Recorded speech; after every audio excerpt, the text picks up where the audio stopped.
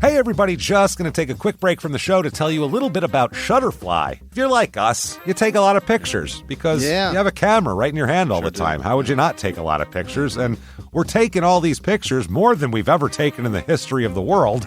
What are you going to do with them all? That's the thing. You used to get a solid picture, and then you'd look through them, and you could enjoy them. Now they're like back on your camera roll. You can't even find them. You don't want that. That's why the cool thing you need to do, and what I did, and I think it's pretty cool, is create a Shutterfly photo book. Oh. What I did, and you're going to enjoy this, Jimmy, because I haven't showed this to you yet, but took all of our pictures from being on tour this year. Oh. All live show pictures, us backstage, us on stage, doing all that stuff, and like some of the, just the venues and things, and made a little photo book out of that. Also, they have free 24-hour designer service as well.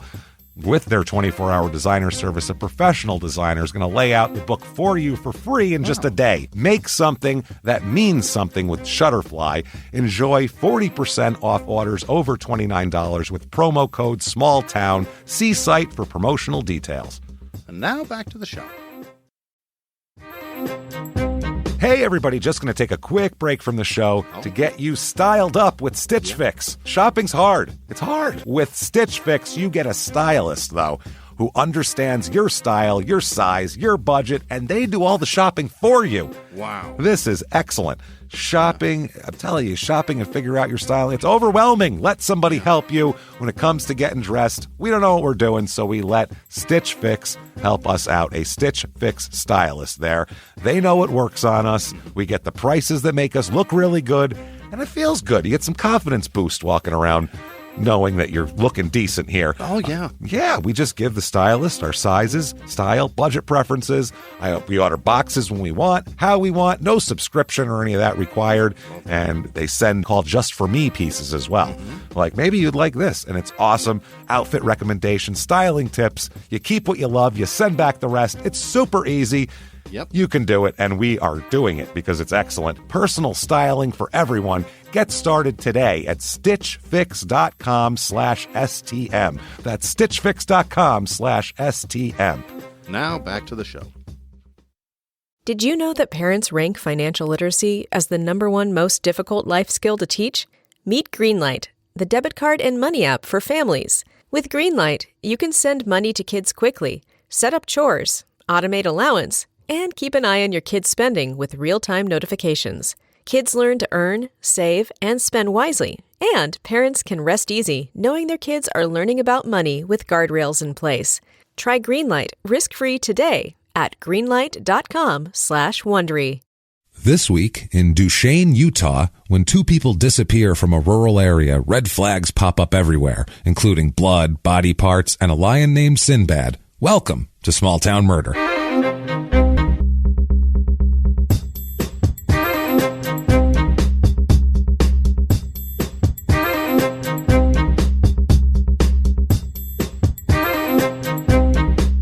Hello, everybody, and welcome back to Small Town Murder. Yay! Oh, yay, indeed, Jimmy. Yay, indeed. My name is James Pietragallo. I'm here with my co-host. I am Jimmy Whisman. Thank you, folks, so much for joining us. We're psyched for this week. Yeah. We have a crazy episode. This is one of those where you're just like, I don't even know.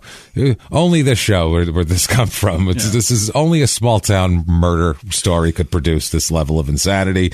We will get to that. First, a little house cleaning here just to keep up with everything. Thank you for all your reviews this week. God, they're so important. So thank you for those. The icon, the purple icon, that's the one. Apple Podcasts, iTunes, whatever the hell it is. If you give us 5 stars on there, really helps drive us up the charts. Doesn't matter what you say. You can write anything you want. It's not for our ego. Your words can't fix us. No. So it's just for business purposes. It really helps drive us up the charts. So if you want to help, you can do that. That helps a lot. You can also go to shutupandgivememurder.com. You should do that, where you can get all of your things and merchandise and t-shirts and mugs. Pocket Robin shirts are up. Make sure to get those. Those are selling selling like hotcakes. Those are funny as hell. So silly. Those are so silly. And also tickets to live shows. We have announced our slate of live shows for the rest of 2019 up there. Little update. We have some sellouts here. Pittsburgh. They are gone. October for Kansas City and St. Louis. Those are both sold out. We love Missouri. Jesus. The Missouris have come to our aid. They love us. Yeah, they're coming to see us, and they're both sold out. Those shows. Omaha, Nebraska, the Funny Bone there, that's sold out. So yeah, get your tickets to that. The first show is in Tampa and then Orlando. Get your tickets to Orlando. That's selling pretty well. Yeah. And after that's going to be Columbus and Cleveland. And last time we were in Cincinnati, that was like one of the fastest sellouts we had. So awesome. That was great. We loved Ohio. We have a bowling trophy from that. We do. That was a great place, that Bogarts. Well, this time it's Columbus and Cleveland. Get your tickets to those now, because we were afraid maybe you won't if you don't. Yeah. So do that. Buy them, goddammit. Look Come at the to these whole shows. San Diego too. We're going to be San Diego, LA in September. That's going to be fun. Go see those shows. And summertime in Southern California. it's going to be nice. Late summer too. Yeah. September. It's going to be beautiful nice there. Sunsets. Oh, we can't wait. It's going to be a blast. We love it. So come see us there. Other things you can do if you want to be a hero of ours. You want to be one of our favorite people, our producers. We're going to talk about them at the end of the show, like always, in glowing terms. Tell them how much we love them.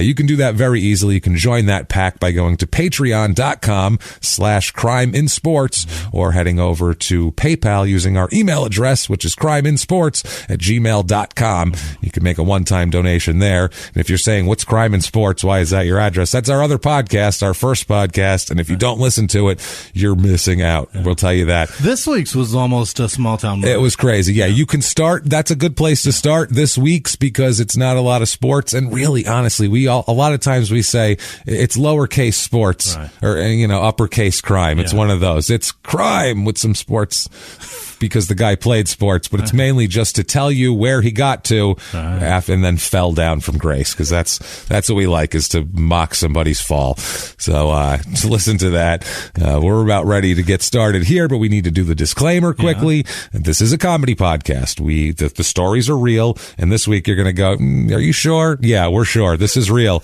I promise.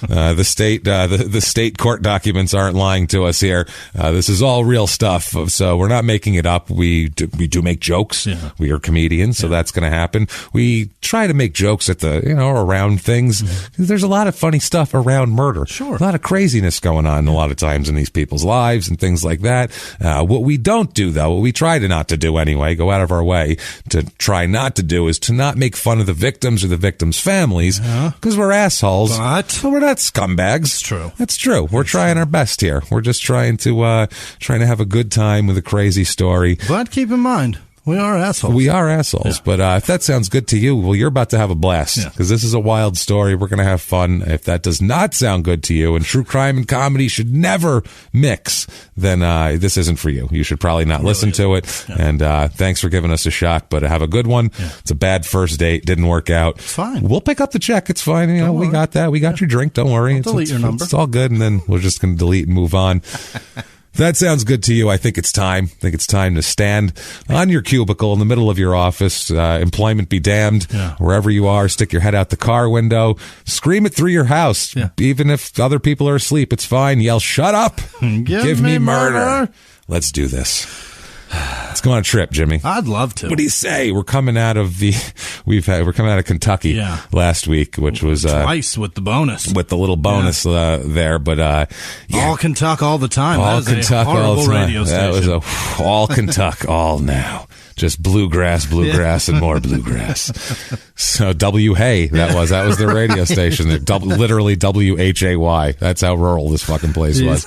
We're going to an even more rural place, if it's possible, this week. Just opposite, out west. Oh. We're going to Utah. Out west to Utah, to Duchesne, Utah. Duchesne. Just spell that for me. D-U-S-C-H-E-S-N-E. No. Almost, though. Okay. D-U-C-H-E-N-S-N-E. No. Or I'm sorry. There's no goddamn it. See, I fucked it up already. D-U-C-H. There is no N before the S. D-U-C-H-E-S-N-E. That doesn't make sense, though, isn't it? Duchesne. I guess that's right. Did I spell it like that? No, I don't know what I did. You put an S before the C. That's Okay. fine. That makes sense. Yeah. There's this seems like Duchesne Right. is what it looks like, but that's what you're going to get. It's Utah. Yeah. This is northeastern Utah. It's below the little cutout in the northeast there. Okay. So, like, Salt Lake City is north of it, but northwest. Oh. So this is like in the northeastern part off in the, it's not really a panhandle. It's more of like a side running board. It's like a jetty. It's a running board, I'm going to call it. You got a panhandle, you got a running board. This is a running board state, and this is some panhandle behavior here. It's in the middle of fucking nowhere is the best way to describe it. This town is just plunked in the middle of, it's just a high desert weirdness. You can't really even think about what's near there. I mean, Nothing. Wyoming, is that over there? Sort of. Yeah. Nothing is near there. Okay. It's 2 hours and 10 minutes to Salt Lake City. Yeah. 6 hours and 15 minutes to Denver. Jesus. So it's far from anywhere. And 2 hours and 35 minutes to Washington Terrace, which was episode 41, which was our last Utah. That long ago? October 24th, 2017 was the last time we did Utah. Good Lord. Utah cases are weird. There's so many that are it's hard to find ones in small towns. They're all in Salt Lake City, like published-sized ones. It's hard. This is in Duchesne County, zip code 84021, area code 435. It's about 2.5 square miles, the town proper, but then it's spread out from there. People live in kind of, there's big properties, and it's so strange. There's certain parts of it that looks like sand, and then there's just rocky, weird areas. People shouldn't live here, is what it looks like. A lot of Utah is gorgeous. A lot of it. This is not one of the parts that's gorgeous at all. This doesn't look like, ooh, we're going to go skiing. This looks like, how the fuck can you see anything? Yeah. How are we going to make it out of here? It looks like some of this area looks like almost like a desert. It's weird. Yeah, a lot of that place is. It looks like in Spaceballs when they were combing the desert. Yeah. If like they stuck some houses along in it. That's the real estate report here. It's fucked up. We're combing the desert, sir. Combing the desert. We ain't found shit. So the motto here, town motto is, quote, gateway to the Unitah Basin. Yeah. That's the okay. There's your I don't know where the Unitah basement is. basin. Oh, basin. Yeah, not the Unitah basement. That sounds like a place where one of our cases would take place. Down in the Unitah basement, the horrors occurred. It's Unitah, UNITAH. Is that right? I think it's Uintah Basin. Uintah. Uintah. Yeah, Basin. it's an Not Indian Unitah. tribe. Yeah, Basin. Yeah. Because there's we'll talk about them. That word's all over Colorado. Yeah, That's the only reason I know that. That is their one motto. Then they have an alternate motto, in case you're not interested in the outdoors. That is, quote, your wife have a little sister? Marry her too. Utah. So that's a good one. Yeah. That one's, they're attracting very different groups of people with those two mottos, I feel like. So, history of this place. Now, when it was settled by, non-natives here, it wasn't settled by Mormon pioneers. This is one of the few places in Utah that was not settled by them. Fascinating. Because it was so fucking weird. Even too weird for that crew. That weirdo. They were like, you know what? We're going to fucking take a pass on up there. They're going to push on. There's some strange shit happening out there. Hey, you, Hezekiah and your 6 wives, come here for a minute. I want to talk to you. There's weird shit going on out there. Send your youngest wife she's 9. They'll never suspect her of anything. Just send her over there.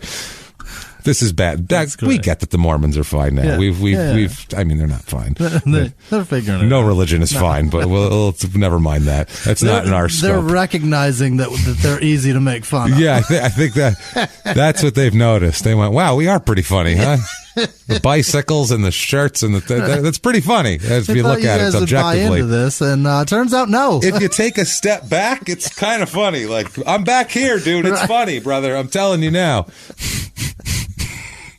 No, Elder Smith, look at me. It's funny. Right. I'm telling you, bro. I have a helmet on. I'm a grown man with a bike helmet and a short sleeve dress shirt. That's funny. Objectively. That's all I'm saying. So, riding around the streets of Philly trying to get the brothers to agree with us. Yeah. That's hilarious. That's pretty funny. If there's any humor in the world, that's part of it. Now, Brigham Young did send an exploration party to the Uintah Basin. Uintah Basin, and they returned to him with a report that said it was, quote, a vast contiguity of waste, measurably valueless excepting for nomadic purposes, hunting grounds for Indians, and to hold the world together. Piece of shit we don't need. They literally don't even want that land. The rest of Utah's better. It's useless unless you're on a walkabout. Yeah. So he said, Brigham Young said, all right, never mind. We don't even need to send people over there. Okay. So that was how that started. That was in the 1776, an expedition came through here and through this valley. That's the first time kind of people discovered it. And so from a diary from back in the day, it said, we ascended a not very high mesa, which was level and very stony, traveled about 3/4 of a league, including ascent and descent, crossed another small river, which is the Duchesne River, which is what this is named after, which near here enters the San Cosme, which is the Strawberry River, and camped on its banks. So that's the first people that came here. They said there was plenty of good land for crops. That could support 3 good settlements, opportunities for irrigation, cottonwood groves, good pasture, and timber and firewood nearby. Okay. So they were saying it's got potential when they first crossed through it. You could grow shit and stay warm. You could stay here. Yeah. And Brigham Young even later was like, nah, we're good. We're good. We don't need that shit. So they had 1900-ish, there was leases arranged with the tribes through there, through an Indian agent who was, whenever we cover this was like that. They're such scumbags. Who was it? Peru, Indiana, I believe, that had like the guy who died, who was the Indian agent. The Indians were all gone and their land was gone, and he was the richest man in all of Indiana. So I'm like, that's probably a little suspect. It's a little suspect. Why is the real estate agent making so much money? Yeah, this was a guy named Major H.P. Myton, who I don't feel like he has their best interests at heart.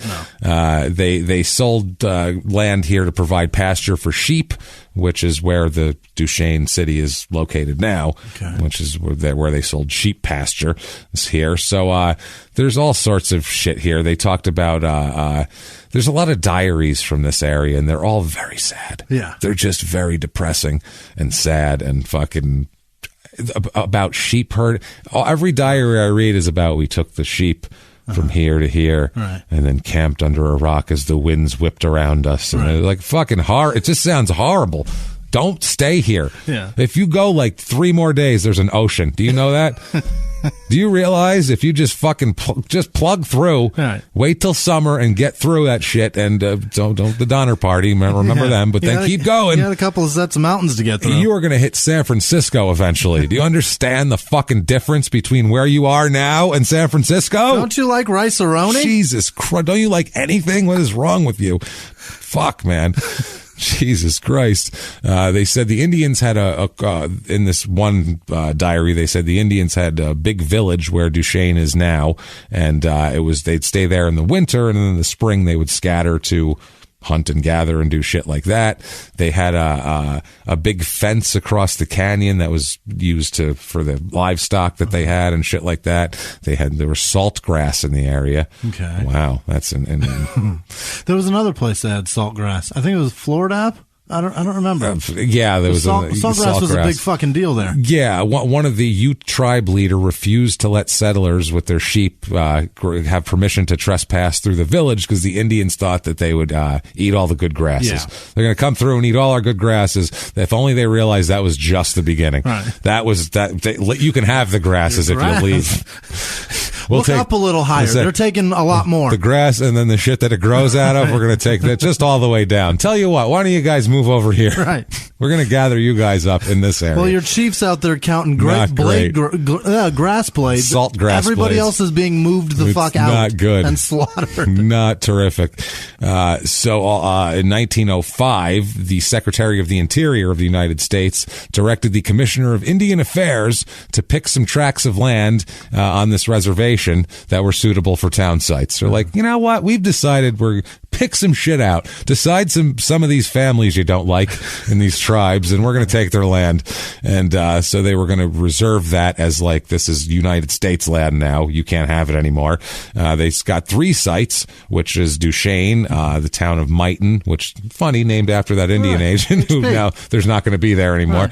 And Randlet was another one. And then Theodore Roosevelt, who was president at the time, approved all this and declared the lands as reserved for the town, which is not great. They had land lotteries there. Each person was given a ticket with a number, and there was numbers 1 through 111. So there's 111 people that were allowed to go stake a claim of land here, which is fucking insane. You just go claim your own shit? Yeah, the 111 people could make their claim. There was 60 people there right away. It was the first 60 to settle there were 46 adults and 14 children. They laid out all the streets around, like right after that, 1905. October 1905, the first cabin was built. So they moved right the fuck in. They changed the name of the town a lot. At first it was called Elsie. Then they changed it to Dora, which was short for the guy who built the first who built the cabin. It was his daughter's name, so Dora there. And then they changed it to Theodore in honor of Theodore Roosevelt, who approved the land deal here. They made sure to say when the first white child was born in the town on September 15th, 1905. The first white child born. He was quickly put into many activities and was introduced to a raw vegan diet as soon as he sprouted teeth. They started very early. So many played It's a very white child, whiter than they thought it was going to be. The winters. I'm trying to think if being that sounds amazing. Can you imagine being one of the first people that are just like, we're starting a new town. If you get there first, you get to help design it. Yeah, free land. It's a good, You're now an engineer. That's the thing. And also, too, you can influence the culture and everything like that. Then the winter came. Yeah. And I went, fuck, it's cold in Utah. Jesus. Holy shit. They were living in tents and temporary shelters, most of the people, through a Utah winter. And then the spring came and the Duchesne River overflowed and flooded everybody out. So they were just froze all winter. Oh, it's finally warming up. Oh, God, what's that water? I feel wet. Why is my ass wet? And why is it so cold? Because it's snow melt, you fuck. Yeah, it's, they said, basically people after the first winter, a lot of people sold off their claims for nothing, just to whoever would take them and left. Fuck this place. A judge from the towns wrote, quote, "One man asked me to write out a relinquishment for him, remarking, I must either give up my claim or my wife. She won't live here." So, yeah, you're going to drag your wife out there in the middle of the fuck. No, it's fine, this tent, and then a flood in the winter, and this is great. We're sitting on top of a rock. Isn't this wonderful? And she's had enough. Yeah, they're living like in where Cousin Eddie lived in Vegas Vacation. It looks like, no, I'm not doing this. That's amazing. I wonder where those people came from. I wonder what was better than that. Could have been anywhere. Yeah, that's back east. I want to know which one, though. You know, somebody saw a pamphlet back east, and someone was doing shitty wherever they were, and they were like, "There's free land. We can start over, and let's do it." And they packed up, and that was the dream. And they went, "Fuck this." Hopefully, they said, rather than go all the way back there, California's ocean right there. We could just keep going. Yeah. We're already over halfway. Much less expensive than you could afford to live in California. The flooding continued every spring. I don't know how they kept anybody there until 1910, when all it took was $5,000 to fix the problem, too. That was the thing. $5,000. $5,000. And it's done. Which is a lot back then, but $5,000 was given by the government finally to make 4 river cutoffs, and it was fine. Unbelievable. Just done. They built a bridge in 1906. Then it was still Theodore. After that, they started organizing clubs and groups and shit like that. The Boosters Club raised $500 to build a bridge across like a flooded out area. So they were trying to make it better. People were calling it, basically everyone was calling it a muddy little town.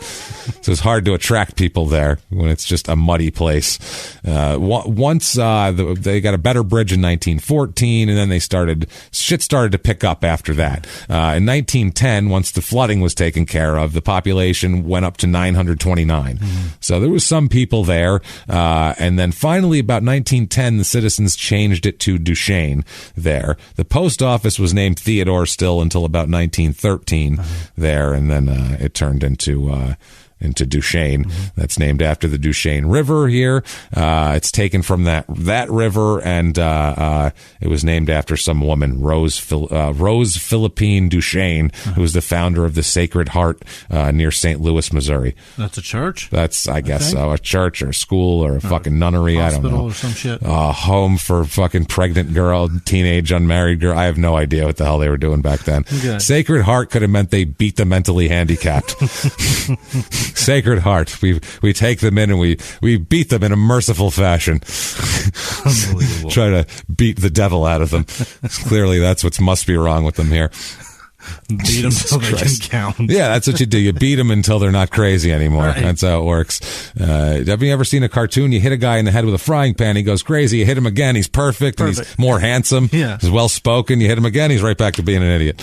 And it can go on, so forth from that. Cousin Eddie's kid. They got kicked by a mule. Fucked up kid. Yeah. Kicked by the mule again. He's great. He's great. Yeah. Genius. Separate movies. That's what happens. Duchesne ended up in the 20th century. It was a home to, had a lot of heavy machinery and steel manufacturers. There a lot of manufacturing there. They had underground cranes, shield haulers, rifle barrels, steam locomotive parts, turbine parts, gears, sprockets, all sorts of shit like that here. They had coal mines, power plants, anything that's bad for the people that live there, where they can make a buck because it's the middle of nowhere. What else are they supposed to do? The products, they ship a lot to like Canada, Mexico, all over the place out of here. Agriculture's been a lot around here, a big deal. There's a lot of federally owned lands there, obviously, like out west, but they lease it to people to do cattle ranching out there too. And overgrazing, though, has led to a decline in sheep and cow production there. That'll do it there. Small farms are mainly what's there now. It's no giant, not a lot of giant shit. Back in, like we said, 1910, it was 929 people, and right now it's 1,826 people. Banging. So you doubled in 100 years. It's not that great. It's up 39.6% since 1990. Oh, so people right now it's really booming. Yeah, people have gone. It's slowed down a little bit in the last 15 years, but median age here 30.5. Wow, they're young. This is going to make sense in a minute. Not really. It's going to make sense here. More males than females, but it's pretty even. Basically, it's so weird. The median age is 30.5, and that's double as many 65-year-old and over people as normal. There's double as many old people here as normal, but there are so many fucking kids here. What is happening? So every kid fucking demographic is like 3 times as much. What's happening? Yeah. Well, what religion do you know that has a lot of kids? That's a good point. Yeah. So it's we don't mean Catholics anymore. Right. They figured out birth control. They're not doing it on purpose anymore. Right. So and they don't have to birth children for their religion. You know what I mean? That's They're doing fine. Yeah, they can hide child molestation. They're doing great. Yeah, they had for years. They're doing great on the money side. It's so funny. Married population here is 62%. It's normally 50-50. You're going to get a lot of stats like that. It's a lot of out of whack shit. Single with no children, 4%. Holy shit. Not a place to go party looking for single, people here. Married with children is higher. Married with no children is higher. It's just, is lower, but it's because everyone has kids. Divorce rate's lower. The race of this town, 91.35% black, or white, I mean, black. It's Utah, rural Utah. The look on your face was like, really? No, 91.35% white, 0.0% black. There you go. 1,800 people, not a one black person. Not a one. That sounds on purpose. That's pushing on levels of on purpose at that, but that's ridiculous. That's ridiculous. I'm sorry. 1,800 people, not one fucking black guy walking around. Not even a dude's car broke down and couldn't get the fuck out of town. Nothing. 0.60% Asian. So, by the way, it was all Native American in this village now. 0.00% Native American. Not one of them either. Not a one. 6% Hispanic. So, religious in this town. Normally 50-50. Yeah. Here, 83.5% religious. My word. And no shocker here, 1.5% 5% Catholic, 0.1% Lutheran, 78.6% fucking Mormon. Jewish. Yes. Jewish. Orthodox, as a matter of fact. Very, very Orthodox. Unbelievable. Saturday, fucking place is shut down before the sun goes down, boy. You won't see a hair nor Friday beard. nights, it's where is everybody? Is it tumbleweeds going through town? You won't see beard nor hide. Yes, yeah. 0.0% Jewish, 0.0% Muslim. No. No, not interested. In this county, 7.2% of the people voted Democrat in the last election. Yeah. Out of the two, there's two major parties. Only 7% voted for one of them. 79% Republican, and then 14% voted independent. Interesting, because they had that. They had a local. The fucking Mormon guy who was a local guy. Who was like Mitt they Romney. were not Mitt Romney, dummy. They were fucking. He's not even from there. He's not even from there. I know. Michigan, Massachusetts. That guy. But boy, do they love him. Pick a fucking home. Yeah. No, they don't even. Really? I don't think they do. Why would they? Because For he's what? Mormon. Who cares? They There's all plenty of love people. the Mormons. Fucking love Steve Young instead. Jesus Christ. Vote for him. Yeah, vote Write for in Steve Young. Vote for Steve Young if you want to get a Mormon. Yeah, he's a little dinged in the head. He's not that fucking bright anymore. And I don't think he was very much in the beginning. So what? He's got to throw his ball down the sidelines pretty nice. Really, though? Better than whatever Mitt Romney's got going on. Maybe the nicest professional athlete I've ever met in my life, Steve Young. The guy everybody is says that about him. Unbelievable. Everybody says that about him. The books where they're saying this guy's a dick, and they're like, no, he's just the most polite young man there was ever back in the day. He handed a newborn child to somebody to take a picture with me. Yeah. Swear to God. He's a nice guy. I've never man. seen anything. If there was me with my new... fuck out of here. Yeah, because and then if you stayed with him 5 more minutes, you would have been fucking talking about something else. So that's why they're nice. So telling me of a nice place in my town I can go. Yeah. You want your own planet? So you ever want your own planet when you die? So place in my own town I can go repay this favor. Yeah. Right. Well, a guy ran as an independent. The Mormons who didn't like Trump, who's morally the guy ran as an independent. That was a Mormon guy, and a lot of people voted for him. And like they were talking about he could take Utah at one point, and then they were like, no, we can't. No, seriously, can't take anything. Unemployment rate's about 4.6%, which is a little higher than right now normal. Median household income is about $49,000, which is about $8,000 shy of the median national kind of average here. A lot of jobs in mining and extraction and shit like that. About 13% of the jobs. It's normally under 1% of the jobs. Wow. So that's the bulk of it. There's also agriculture and forestry and a lot of shit that they don't have in other places are pretty high here. And hard work. And hard work, outside type shit. Some difficult things here. Cost of living, 100 being even, par, whatever. Here it's about 94. Housing is pretty close to normal. It's about 96. Wow. Median household or median home cost here is $192,200. So it's a lot between $100,000 and $300,000 basically in this area. And if we've convinced you need to move to Utah, we have for you the Duchesne, Utah Real Estate Report.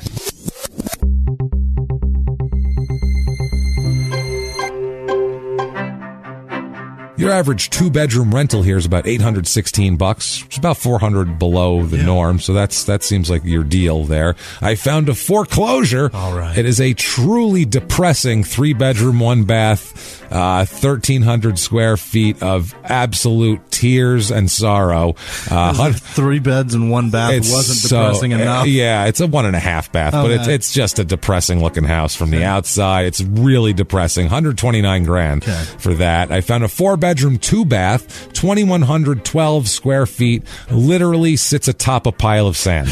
It looks like when Alec Baldwin and Gina Davis go outside and the worm comes by. That's what it looks like, except the house isn't as nice.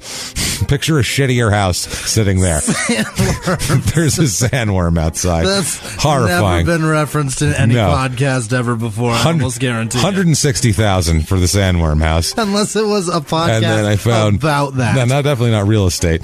I found a 3-bedroom, 3-bath, 4,384 square foot house. It's on a big rock pile, but it's kind of cool. It sticks out. It's weird, but it's cool. $299,000, which seems like kind of a deal for a place like that. Things to do. They have the grave of the Sundance Kid here, really? Even though they're not sure It's that actually happened. Right. There's research. They're trying to prove that the Sundance Kid didn't die in Bolivia, but that he actually returned to Utah and, fucking operated a farm 2 miles east of Duchesne until he died in 1936. Okay. Either way, he's fucking buried there, and they're going to hold on to that as a legend. They got a body. That's right. Also, the Pope Museum, not a museum of popes. You looked at me like, why would a Mormon town have a Pope Museum? No, it's pioneers Fred and Marie Pope, not the actual popes there. There's also a lot of war monuments and shit like that. Crime rate in this town, what we're interested in, the property crime is about 10% low, which I thought it'd be lower. It's all fucking Mormons. They're not supposed to be stealing from each other. What's up with that shit? Jesus Christ. Yeah, what the fuck, guys? What's your book say? You're supposed to be nicer. Right. That's how are you going to get people to join if you're not nicer than everyone else? Violent crime here, though, the murder, rape, robbery, and assault, the Mount Rushmore of crime, is about half the norm nationally. So it's safe. It's just your shit might get stolen, but they won't kill you and to get that shit. They're going just that take far. it. Yeah, we'll just take it when you're not looking. That way it's not a violent crime. So Mormons always go right to the edge of being bad. Like the term soaking, if you've never heard of it, it's gross. Yeah, no, we know. Yeah, we don't need to go over. You can Google that shit. But that's a Mormon thing. That they started that, and it's just going to the edge and then being like, this is all enough. Religions as far this as that. Is far enough. Catholicism had made fucking anal mainstream. Are you kidding me? What are you? That's my point, though. Christianity. That's those not kids going are to like, the line. I can't do it. No, I got to save myself, and Jesus just put it in my ass. That started. That's religion. Yeah. 16-year-old girls didn't think. I think I wanted it in my ass. That's not where it started. It's not where it started. But that's not towing the line. That's real fucking. No, but that's finding a loophole is what that is, and that's exactly what they're fucking doing. Let's find the poop hole. It's a loophole poop hole. It's a poop hole loophole. That's disgusting. How it works. So. But that's what it is. It's a loophole, which really soaking is way worse. I mean, way nicer. It's just get in there and sit there for a minute. That's way Test weirder. The water. Yeah, it's bizarre. That's way weirder. Hey, let's neither of us enjoy this. Well, Catholicism, it's just like, one of us is going to have some fun now. Yeah, and the other one, who knows? They might end up finding that it happens. Forgive the pun, James, but it's a crapshoot. It's a crapshoot. So we need to talk about this murder because it's crazy shit here. It's fucking nuts. Yeah. I don't even know how else to describe it. It's crazier than what we just discussed. It's Jesus Christ. Hey everybody, just going to take a quick break from the show to tell you about the safest sponsor ever, Simply Safe. Absolutely, these people will keep you safe. It's amazing. You know that every 26 seconds a burglary takes place in the United States, according to the FBI. That means that by the time this podcast is over, dozens and dozens of homes will have been targeted, ransacked, God knows what happens here. So protect your home before it's too late with Simply Safe proactive security system. Simply Safe helps stop threats before they even have a chance to break in. Named Best Home Security System by U.S. News and World Report 5 years in a row. And by us for about the last 8 years as well. If you trust us, believe me, you want Simply Safe. So visit simplysafe.com/small to claim 50% off a new system with professional monitoring plan and your first month free. That's simplysafe.com/small. There's no safe like Simply Safe. Now back to the show. This show, Small Town Murder, is brought to you by BetterHelp. Get yourself some therapy, everybody. Honestly, here. We often hear about, red flags that you should avoid. Hey, that's a lot of a thing. It's become a real phrase now, real cliche. Yeah. But why don't you focus also, you look at green flags in friends and partners. Look for good things as well. Right. And maybe you're not sure what that looks like, though. Therapy can help you figure that out. What are positive things? What are the green flags? And then you can practice them in your relationship. It's absolutely a fact. And so, honestly, we absolutely are huge advocates for this. It really, really helps. BetterHelp is fully online, making therapy affordable. It's convenient. They serve over 5 million people worldwide. You can access a diverse network of more than 30,000 credentialed therapists, wide ranges of specialties there. Here's the coolest part. You're not getting along with your therapist, you're just not feeling it, you can switch at any time, no extra charge. Wow. The thing is, they want you to get help. That's it. And you can do it with BetterHelp. Discover your relationship green flags with BetterHelp. Visit BetterHelp.com/smalltownmurder today to get 10% off your first month. That's BetterHelp, HELP.com/smalltownmurder. Now back to the show. Hey, everybody, just going to take a quick break from the show and tell you about Noom. Has Noom helped you? I believe it has. Oh, it's got an app. You can do tracking. It's terrific. It does. Noom builds personal plans that can meet individual needs. That's the thing. Takes into account any dietary restrictions, medical issues, other personal needs. That helps build a plan that works for you. And yes, so I know that you've had your own personalized program here that you've been working on. And it's weight loss This is weight loss results that last. They stick around because you get yourself into a lifestyle change. That's what matters. That's mainly it. You can't just say, I'm going to cut that out for a month and then go back to it. That's not what it is. So I'm glad it's helping you. That's great. And it really does. I like the psychology and biology-based approach here. Yeah. Noom Weight uses psychology. That's why they say losing weight starts with your brain, but it also takes into account your unique biological factors, Jimmy. All of your all different. Multitude flora and fauna that goes on inside of you there. Sure, yeah. Stay focused on what's important to you with Noom's psychology and biology-based approach. Sign up for your trial today at Noom.com, Noom.com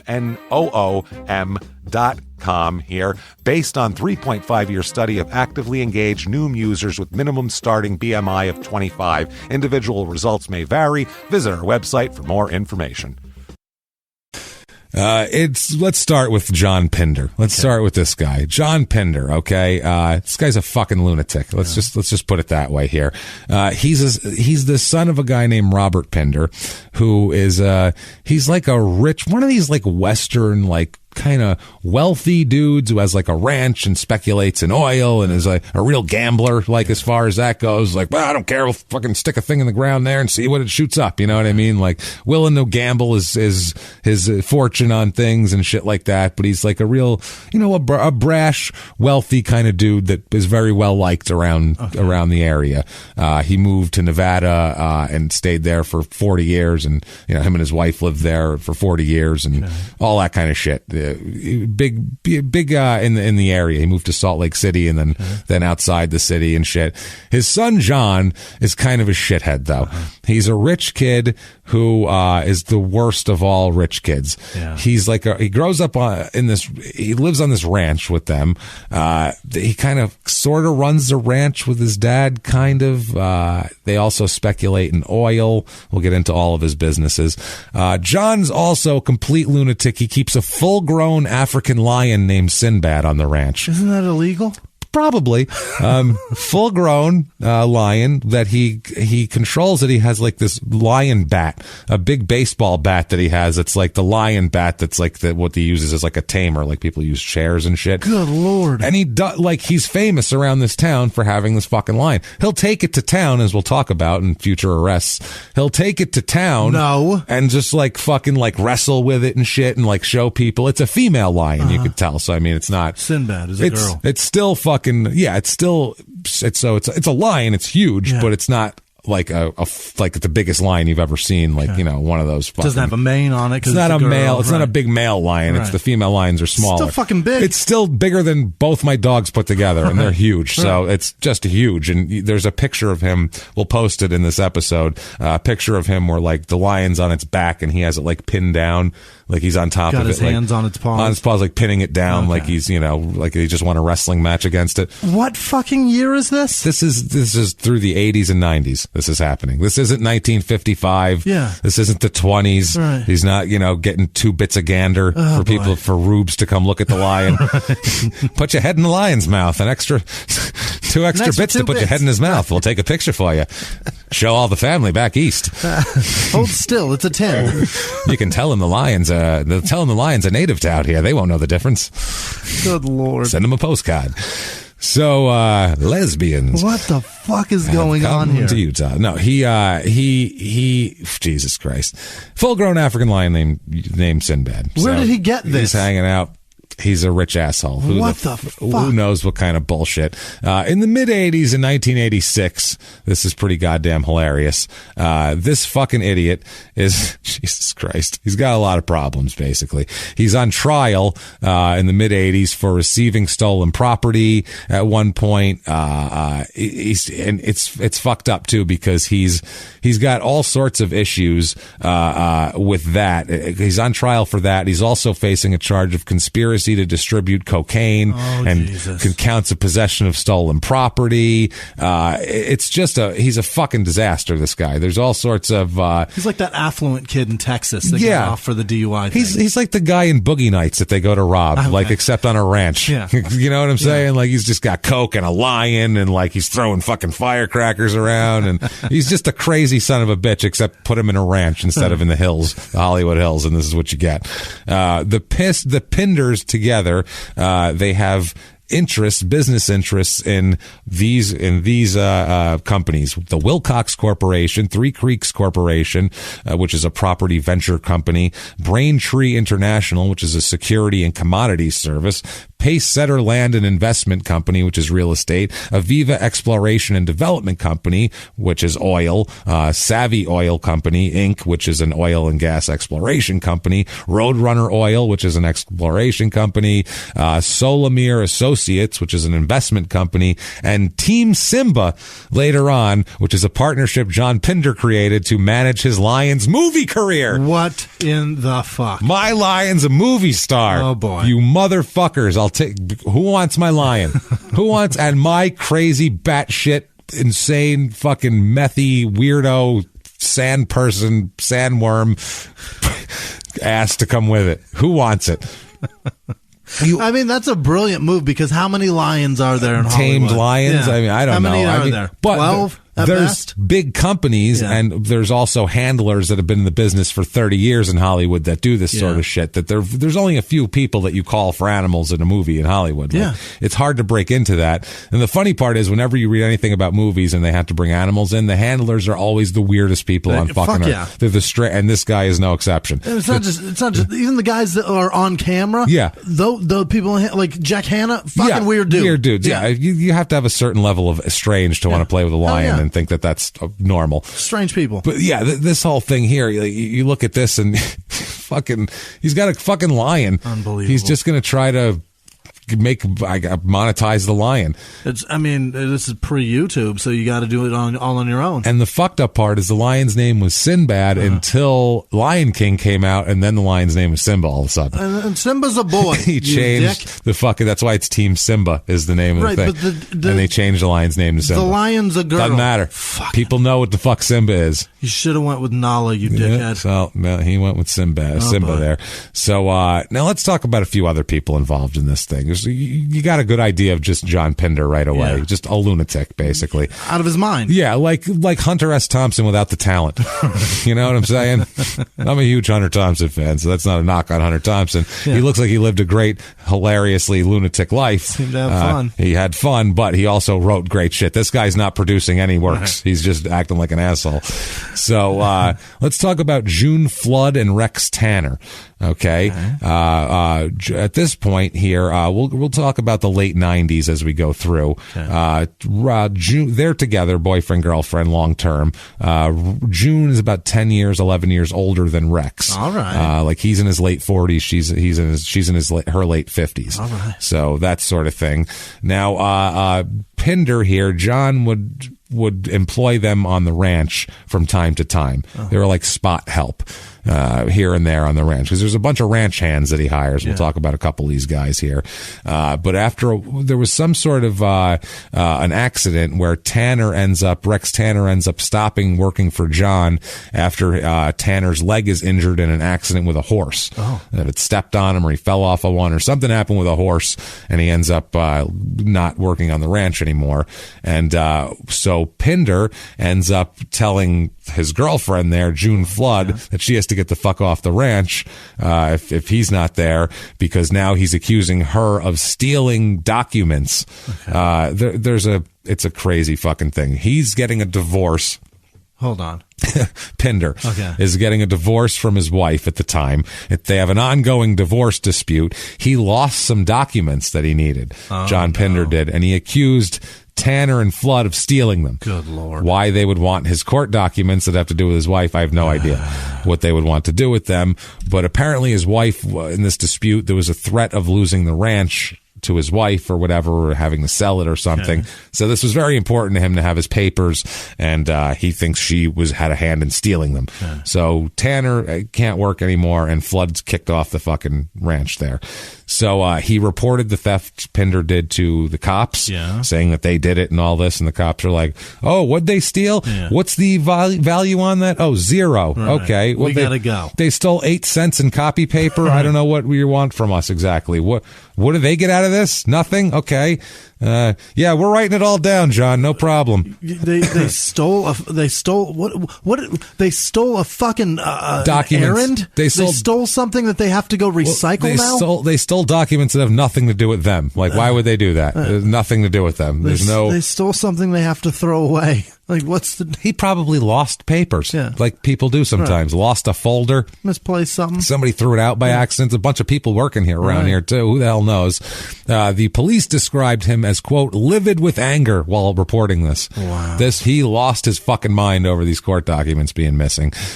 He would speak constantly of his being pissed at Flood and Tanner about this for months. That's all he would talk about. They fucking Flood and Tanner, they stole my goddamn documents. Everyone's like, really? Oh, great. Boy. Why are you still talking about that? Why would they want that shit? Was it a dossier, or is this just like, you know what I mean? What was in your document? What is in there? Was there money in there? Cash stuffed into these documents? Is that Simba's birth certificate? What the hell? Get another? Was it a contract? Was he the model for Lion King 2? Is that what's going on? Is Simba now the MGM lion? Is that what happened? Maybe that's what happened. So he even confronted them and threatened them in public and in front of other people in connection with other shit that he thinks they stole or thinks they did, or he just has like this. If he for the next 6 months, if something came up missing or he couldn't find something, he'd just say they stole it.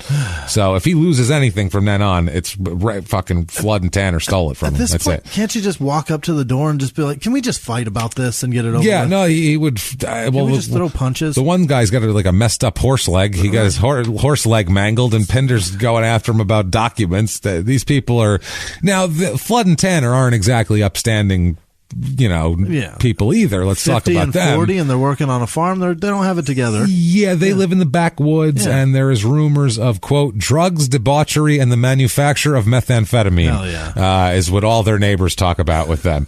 So they're that house. It sounds like a party. They're cooking. Yeah, they're cooking up in the backwoods here.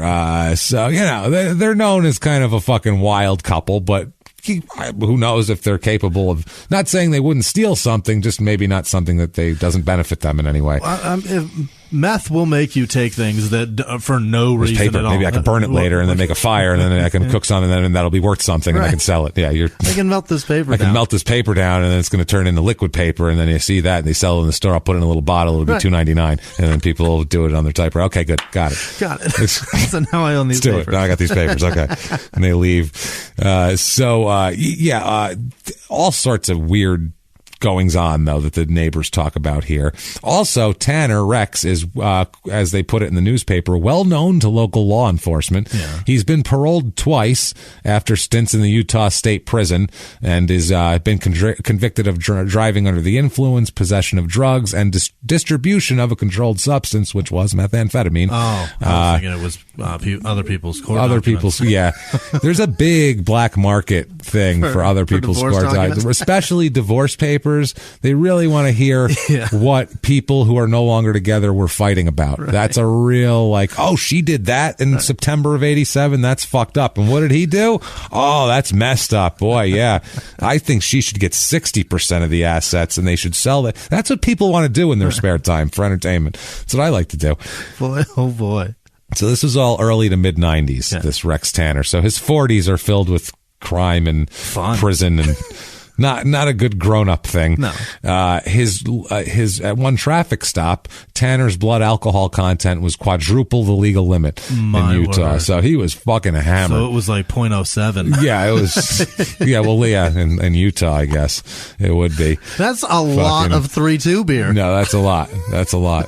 I don't know how they do alcohol in Utah. I guess we'll find out. Yeah. But I don't know. Don't they have like some weird system? They have. I don't know. They have 3-2 beer. It's half the alcohol content. Yeah. It is. It's genuinely impossible to get drunk on it. By the time your body has digested it, it's burned all the alcohol off. It's really stupid. It's ridiculous. It's really stupid. This is why you think people they want the states to be able to make their own laws, and that sounds good for a while, and this happens. Except Utah. You never know who's making the laws. Right. This is a problem. It's still some half-hearted weirdo in a fucking that wanted that job. If you want that job, there's something wrong with you. I would fucking say so. If you want to live in Utah, I'm a little. No offense, Utah. I mean, offense, Utah. I don't know. What are you living there for?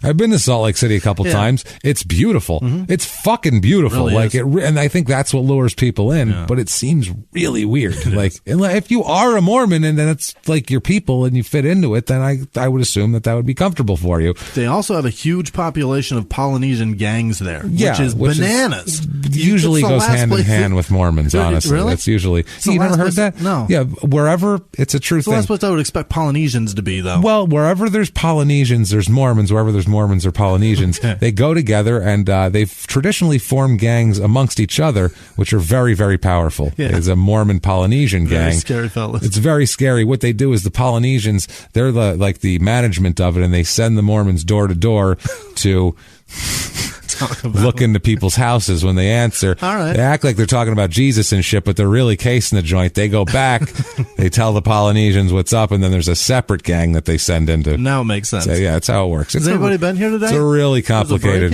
Yeah, just Mormons. Just Mormons. Oh, okay, yeah, never mind. Couldn't have been them. Couldn't be related. That's how it works. See.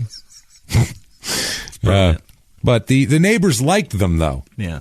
They were known as like these crazy, nutty, fucking, kind of enjoyable people. Entertainment. It didn't hurt their neighbors, so they didn't mind. They said they were a hard-living, hard-working couple, one of the neighbors said, which sounds about right here. Tanner was just, when he wasn't herding cattle for Pinder there, I guess he was fucking selling meth. I don't know. Another guy here is Filomeno Ruiz. This is another ranch hand, this guy. He tells people on and off that he's a member of the Mexican mafia. He's a Mexican national. He's from Mexico. He tells people that he's really into knee deep in the drug trade, and he's in with the Mexican mafia, and I guess they're spreading to rural Utah.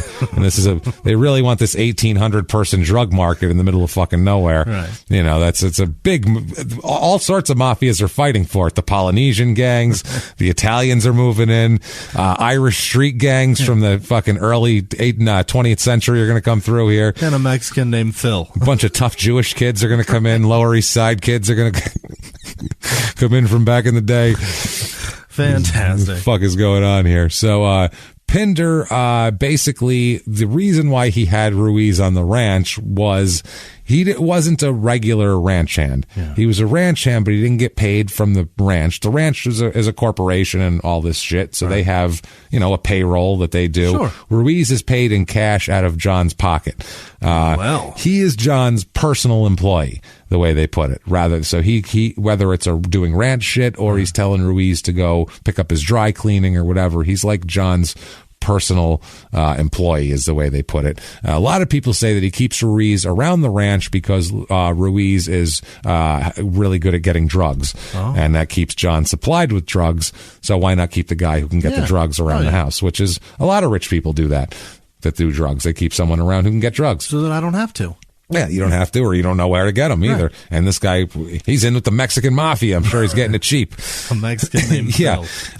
Pinder, to one of his friends, described Ruiz as this is not the label you want to probably be put on you. Pinder describes him as, quote, a drug smuggling, gun running, mafioso, wife beating dog killer. Well, so that's not very nice. I feel like he did escalate it. Drug smuggling, that's fine. Whatever. Gun running, okay, that could hurt people. Mafioso, that's got implications. Wife beater, nobody likes that. Dog killer, holy this guy. shit. Fuck this guy. He knows how to, I'll tell you what, I don't know if he went to journalism school or what, but he knows how to build. He knows how to build. Story I'll give him that. He builds. He didn't start out with dog killer because no one would have ever heard mafioso, gun runner. They would have just been stuck on dog killer. That's your closer right there. Dog killer is your closer. Pinder also says that Ruiz did some work on the ranch. He fed the ostriches and also would feed the lion, who Ruiz would mess with too and feed. Yeah. And Ruiz was not supervised by Pinder's ranch hand supervisor. Very trusted. So yeah, there was a guy, who oversaw the ranch hands, the fucking taggart of the group. Right. Blazing Saddles reference there. And Ruiz was not under him. He was an independent lion feeding, ostrich feeding, gun running mafioso, wife beating dog killer. You could call him an NFL player. Or just an NFL player, really. Just Michael Vick works on the farm. So, Ruiz, everybody said that he really didn't work that much on the farm other than feeding the ostriches or something. And he was more of just a personal employee. Pinder would loan him Ruiz his AK-47 for quote, work on the ranch. Just like loan it. Here, walk around with this. I don't know if there's animals coming in or there's like wolves coming down to eat the livestock. So you got an AK-47 to fend them off. It's a bad gun. That's interesting. Yeah. That's quite the, that seems like a lot. Overkill. I would say. For one thing. A shotgun in the air will probably do it if you got some animals. Yeah, but no, an AK, spray that motherfucker with automatic gunfire. I know it's a semi, but we'll talk about it. This isn't a semi. Oh, really? This is an altered. Oh, this is automatic weaponry here. Good Lord. So, and also Pinder provided Ruiz with training in personal explosives. Which he knew how to. Pinder, for some reason, I guess because he grew up on this ranch, and young boys blow shit up. It's a weird thing. We want to blow things up when we're 12. I don't know what it is. I get tannerite. I get exploding targets. Yeah. But just to have explosives like TNT and shit? And this, once you're a grown-up, you should not. You're beyond that. Once you find girls, you don't want to blow things up anymore. That's how that works. You want to blow things up, and you like wrestling, and you do all, and then you see girls, and you go, what are you blowing up? Look at that. She got boobs this year. I don't want to talk to you anymore. I like her. That's the normal progression of a young boy. This guy never got past the point of, isn't it cool to blow shit up? See that? Watch. Boom. Blew that motherfucker up. So he provides Ruiz with, so you want to add explosives to his wife beating, dog killing, mafioso resume. This is how you do it. Him and Pinder were like this weird team of Pinder and this guy who barely spoke English, like who would follow him around. It was like it was just a strange pairing, these two, with a fucking lion. Yeah. In summer of 1998, there is a kerfluffle in town here when Pinder ends up getting in kind of a wrestling match with some cops in town, when he shows up at a store with the lion. No. With Ruiz and his lion in tow, okay? And as they're fucking around with this lion in public, they're both drinking. Like, they're shit-faced, drinking from an open container in public, fucking with a lion. Like, if you have a lion around the public, you want the dude in control of him to probably be sober, I would imagine. More than a guy driving a car. Yeah. I'd say a lion's more dangerous than a car. Yeah. Yeah. You can do things to that vehicle and make it do. There's a safe use for a car. Right. A lion, there's no safe use. There's no safe use of a lion. It's just a lion. It's fucking scary. Operating that thing under the influence is it's operating a lion. That should be a special charge. Operating scary wildlife under the influence. So both men end up getting, and they have open containers. So the cops end up wrestling with Pinder over this open container and the fact that he's going to jail. They're both arrested and charged with driving under the influence and violating open container statutes. Pinder's also charged with weapons violations, possession of a loaded and concealed weapon, possession of loaded firearms in the vehicle, and possession of firearms while intoxicated. And driving on a denied Utah state driver's license. It doesn't even have a driver's license. It is denied. Just deny. You can't have one, and you're driving anyway. So This whole fucking thing, he's just a goddamn disaster, this guy. That whole scenario of two idiots drunk with a lion in public at a store. Horrifying. Is why there are police departments. Let's be realistic. Like, you can say, like when you're a kid, like anarchy, yeah, that's great. What happens when that happens? That's when we need some form of society. That's beyond anarchy. That's my argument against anarchy. Fucking Jumanji. This is not okay. What if two dudes show up at the grocery store shit-faced with open containers and a fucking lion? What are you going to do then, huh? Anarchy? What's up with that? You're going to want a guy with a badge. You're going to want someone who's in charge. You just want someone who's responsible for that. I don't want to be the one responsible. Yeah, I don't want to have to stop that situation. Is somebody responsible for lions in aisle 6? Who stops Anybody? The manager said this is above and beyond his pay grade. He said no. I feel like, should we call? There's no one to call. Fuck it. Is there a number? This is scary. So 1-800 Lions. Something. Is there a lion guy? Do we have a lion guy in town? I don't know about that. I know there's a bee guy. I had a tree last year, which I know was a bee guy, but I never heard of a lion guy. So no one's ever had a lion problem in this town. It's weird. So this goes all the way into, that's summer 1998. So October 1998, late October, they're Jesus Christ, they're sitting around. Okay, it's an interesting night and day at the ranch. It starts out with Ruiz fighting with his girlfriend during the day. Okay, this we later find out is a staged fight. It's a staged fight to get her off the ranch and away from the property today. He told him, pick a fight with her so she'll get her leave. the fuck out of here. Yeah, get her out of here. So apparently this fight went beyond the level of what they thought it was going to be. Because Ruiz chose the insult of your ass looks fat. Yeah, I think. Well, now there's a problem. There's a problem bigger than that. Well, it started out with getting a little fight. She'll stomp off and whatever, and then it turned into Ruiz ends up having to call 911 during the fight because it escalated well beyond your ass looks fat. That's not even that. He said, I want to stab your mother while she sleeps at Thanksgiving. Like, he said some weird, crazy shit. While I'm soaking in your system. Yeah. I learned it from those other kids in town, from 78.6% of the people in this town. So they want to get her out of here, and Ruiz calls 911. The police come, so she leaves. Yeah. Because Pinder's like, Ruiz is fine to be here, but it worked. So she's gone. The 911 call was recorded, and we'll talk about that later because it'll come up later. So at this point, Pinder's hanging out with his girlfriend, a woman named Barbara DeHart, who is a still married woman. We'll talk about when they got together because Pinder stole this woman away from her husband of however many years.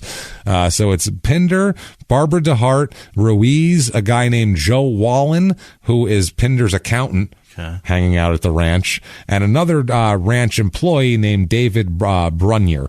They're all sitting around hanging out. Okay, they're hanging around a campfire that Brunier has started on the ranch, and they're talking and drinking beer. Yeah. This is like a old west. I feel like they're farting and eating beans. Or it's 17-year-old kids. It's 17-year-old kids. I pictured Blazing Saddles, obviously. That's sitting on the ranch. I think you've had enough. Right. So they're talking, they're drinking beer. As the evening goes on, they start discussing shrunken heads. What? The fact that heads can, another Beetlejuice reference, the shrunken head there. How do they get them so small? So it's great work. It's great work. How do you get them so small? How do you get them so small? So they're talking about shrunken heads, and Pinder's saying shrunken heads seem super cool, and he just thinks they're very fucking interesting. So at one point, as they're drinking and everybody's kind of winding down, Pinder says to Ruiz, let's go get some heads, he says to him. So talking about he wants to have a shrunken head. Let's give it a shot. Let's get some heads. Yeah. Let's go do this. So Ruiz, rather than laughing and going, you're fucking crazy, let's go feed the lion or whatever bullshit we're going to do around here, Ruiz says 4 or 2, and Pinder says 2. So, which that means, do you want to kill these people or are we going to kill other people? Right. Who are we killing? These ones or more? Yeah. So, apparently, they all end up going back to the ranch from the outside the ranch. A little while later, Pinder tells his girlfriend DeHart here that he and Ruiz are going to take a drive and have a little chat. Okay. That's what he says, just out of nowhere. We're going to take a chat. How are you going to take a chat? He doesn't speak your language. No, he speaks English, okay. But I don't think he's not fucking Winston Churchill or anything, but I think he can get by. General, he got Quattro and Dos. He's got shit going on. So before they leave, Pinder says, "Hold on, I gotta grab something." He goes and grabs the lion bat. He goes to the lion pen and grabs the bat that he keeps for the lion and takes it in the truck with him. So Pinder and Ruiz then drive away. Yeah. At this point, you're worried for Ruiz, I would say, because you're like, he wants heads, and we're going to go have a chat, and he just grabbed a bat. Yeah, this seems a little creepy here. So anyway, they end up driving off into the night, and they end up at Flood's house. Of course. They pop up at Flood's house where Flood and Tanner are both there. Right. They arrive there. They knock on the door, and there's Pinder with Ruiz next to him, and he's got the lion bat in his hand. So this is an ominous sight, I would say, at your fucking door. Yeah. Unless they want meth, you have a problem. So they enter the house, and Pinder says that they all need to go somewhere and talk. Okay. Go somewhere to talk, which... No. Why? Don't go anywhere with anyone with a lion bat, please. Right. So Floyd and Tanner said, no, we're not leaving. Fuck you, we're staying here. Flood and Tanner. Or would I say Floyd? Floyd, yeah. Flood, and she's the woman. Flood and Tanner refuse to leave. They say, we're not fucking doing this. So they didn't just say, okay, never mind. We're going to go find heads elsewhere. They're not good Mormon salespeople. See, if you told the Mormons at the door not interested, they just say, oh, thank you very much, and they move on. Right. He's not real deep in the church right now. He instead says, well, and maybe this would be, the Mormons should try this. Instead, he takes his baseball bat and hits Flood in the face with it. That'll do it. I feel like that would make people listen, at least a little bit, to your pitch. Just for a second. I said 1 fucking second. You couldn't fucking listen to my shit. All day long, doors in my face. I'm trying to save your fucking soul, asshole. Trying to give you a planet. Don't you know anything? Do you know anything about real estate? Fuck. Whole fucking planet. No, the fucking never mind. So, he hits this woman in the face with a baseball bat and then turns and hits Tanner in his bad leg with the baseball bat. He wasn't going anywhere anyway. Yeah, he wasn't going to run off. So then Pinder grabs Flood's rifle that she has there and points it at them and says, all right, this is, how it's going. Ruiz would later say that Pinder looked, quote, though he had the devil in him when he was doing this, when he was wielding the baseball bat. Pinder, then drags these two fucked up people. I mean, Flood is pouring blood out of her face and mouth, and Tanner can't fucking walk. He drags these people to the pickup truck, throws them in there, and they drive to a nearby lake. Okay, this is all sounding frightening if you're these people. This is not. This isn't a welcome thing here. So Pinder parks by the lake with all these people. There's 4 of them in the truck total. They all get out. Obviously, they walk toward the back of the truck here. He says, "Come on, we're going to walk over here." As this is going on, Pinder quickly shoots Flood twice. What? Shoots her twice with a pistol that he had in the truck. Shoots her twice, and then Tanner's like, holy shit, but he can't run because his leg is all fucked up. So then he shoots Tanner 3 times in the chest and torso area here. And so they're dead. Okay, so he's killed them now. They're by the lake. They're dead. Now what do you do? Okay, do you just put them in the lake maybe? No, we need heads. We need heads, but you know what? He's lost his interest in heads at this point. What? He's trying to figure something else out. The whole purpose was the fucking heads. Yeah, but Jimmy, it's so... You want a head 1 minute, the next minute you want a PlayStation. Things go... You know what I mean? He is a child. It's just really different. So he's the kid from the toy. Yeah, he doesn't know what he wants, really. Yeah, he's that little shithead. So Pinder drags the bodies to some bushes and gets Ruiz to help him move the bodies. Ruiz said he was frozen in fear up until that point. He didn't know this was going to happen, and then he ended up helping him drag the bodies. Phil, how'd you think we were getting heads? You're doing with all that gun, man. So... they cover the bodies up with some bushes, and then they get back in the truck and return to the ranch house. Okay? Now, this is where... Now, they can't just leave the bodies in the bushes by the lake. That's not going to work out. So they figure out, we need to get rid of these fucking bodies. What do we do? Pinder says, what do I have that can get rid of bodies? I have a lot of things. Yeah. I have a lot of ranch. I can just bury them. Yeah. I have a fucking lion. Right. I could just feed them to the lion. Buy the water. Lions like meat. You could I got a turn it lake. into lion shit. I got a lake. I could put them in a lake. I got axes and stuff. I could chop them up. You know what would be the most fun though? This is the most fun. If we're thinking about it, and if you're 12, what's the best way to blow it up? I have explosives. Yeah. Let's just fucking blow these bodies up, and that way they'll be gone. That's what they're We'll going to just blow them up. What the fuck? It'll be super cool. We'll put them up there. We'll put the thing in. Boom. There won't be any fucking bodies left. How are they going to find them when they're blown up? How old is this guy? 46, I think, at this point. So 45. He's in his 40s. He's a grown man. So that's what they've chosen to do. So Pinder says, okay, I have a shitload of explosives. All right, let's do this. He stores his explosives in a cave, by the way. Which you want to store your explosives in a damp place. That's the best place to store explosives, obviously, which is close. There's a cave close to the ranch house. This is where he stores his explosives. I don't know if that's so the police don't find them or what. So they stop at the ranch house. Then they drive to the caves and retrieve multiple bags of ammonium nitrate and several pieces of dynamite. Wow. Dynamite. Real explosive. Yeah, they don't have some shit from Chinatown. Like, listen, I got 4 M80 sticks. Yeah. I got some fucking blockbusters, little quarter sticks of dynamite. We'll put like 8 of them on there. I think we could take a leg off. Take a finger off. No. This is what like the shit. We're gonna implode a building. We got this shit. Let's take it. I've the fuck got down. a bunch of tannerite, but I don't think it could explode a body. No, I don't. That would take a shitload. A lot. Well, it would take ammonium nitrate, several bags, and several pieces of dynamite would probably do the trick. So they load all these explosives into the truck and they return to the lake, to the site of the murders. And they start fucking wiring it up, figuring it out, stacking them up. They also take the rifle that they stole from Flood's home and shot and had there. They put that on there. They pile the explosives on top of and like around, like make a little little thing, and they put it on top of the two of Flood and Tanner, and then they put the stolen rifle on top of all of that, because that'll blow up too, I guess. Like it's going to liquefy. It's metal and wood. It's not going to liquefy. It's just going to be that in the air. Pieces. Maybe in a few pieces, but there's a gun barrel over here, stock over there. It's going to be around. Hey, everybody, just going to take a quick break from the show to tell you about a healthy, delicious item, Hero Bread. And we're both trying to get healthier this new year. Jimmy had a eye-opening doctor's appointment and things like that. So we're trying to get healthier, and I'm telling you right now, this Hero Bread is a good step in this direction. It's delicious, and it is really good for you, and it's really excellent. They have the sliced bread is good, the bagels, the tortillas. I know you've been they're terrific. Ranting about the tortillas. They're so good. With Hero Bread, you can focus on your health goals and still indulge in the soft, fluffy experience you love, but guilt-free. I really love the little Hawaiian rolls, too. Yeah.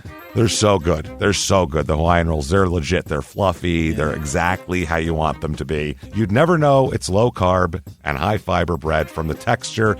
You get the soft, fluffy experience you know and love with your savory breakfast sandwich, late-night grilled cheese, Taco Tuesday. Do it. Yeah. No compromises, just flavor, ultra-low net carbs, 0 grams of sugar, high in fiber. It's fantastic. Hero Bread is offering 10% off your order. Go to hero.co and use the code SmallTownMurder at checkout. That's SmallTownMurder at HERO.co. And now back to the show. Hey, everybody, just going to take a quick break from the show and tell you all sorts of good stuff about Chime. That's what I'm talking about. There's so many extra fees you have to pay in life. Everything. You go to the airline, there's an extra ticket on that. There's extra fee on every fees and fees, hotels, fees, all this type of stuff. We're trying to make progress, and the next thing you know, here comes another fee coming at you, and it's more money than you expected, and your whole math is thrown off, and it's awful. Learn more at chime.com/smalltownmurder. Chime is great with that stuff. I mean, you can't beat if your things are a little tight, especially around the holidays or after the holidays. You need that money a couple days early, or you go grocery shopping, you got a car payment due, there's so many things that don't cross over exactly how you want them to cross over. Make progress toward a better financial future with Chime. Open your account in 2 minutes at chime.com/smalltownmurder. That's chime.com/smalltownmurder. Feels like progress. Banking services and debit cards provided by Bancorp Bank N.A. or Stride Bank N.A., members FDIC. Spot me eligibility requirements and overdraft limits apply. Boosts are available to eligible Chime members enrolled in Spot Me and are subject to monthly limits. Timing depends on submission of payment file. Fees apply at out-of-network ATMs. And now back to the show. So then he sets off the explosion. Oh, my God. And it goes off. Boom! Fucking blows up body parts and shit going everywhere. So then he returns to the ranch house with Ruiz. Okay? Once at the ranch, John Pinder here, he cleans his gun. Because, he just shot it and cleans his, he's a weapon carrier. He's very up to date on that. And he burns the clothes that he and Ruiz had been wearing that evening because I assume they had human shrapnel on them. I would assume if they set off with dynamite. So, you figure that's it. Well, no, we still have more to do. Okay, that night goes by. They burn the clothes. They say goodnight to each other, tuck themselves in. Next day, Pinder comes back to the blast site with a bulldozer this time, where he blew these bodies up. He bulldozes the area until, what do you think made him stop bulldozing? The gun? No. No. Unexploded TNT? No. He ran out of gas. Oh, boy. This fucking idiot didn't think to fill his gas tank up before he goes to cover up his murder site.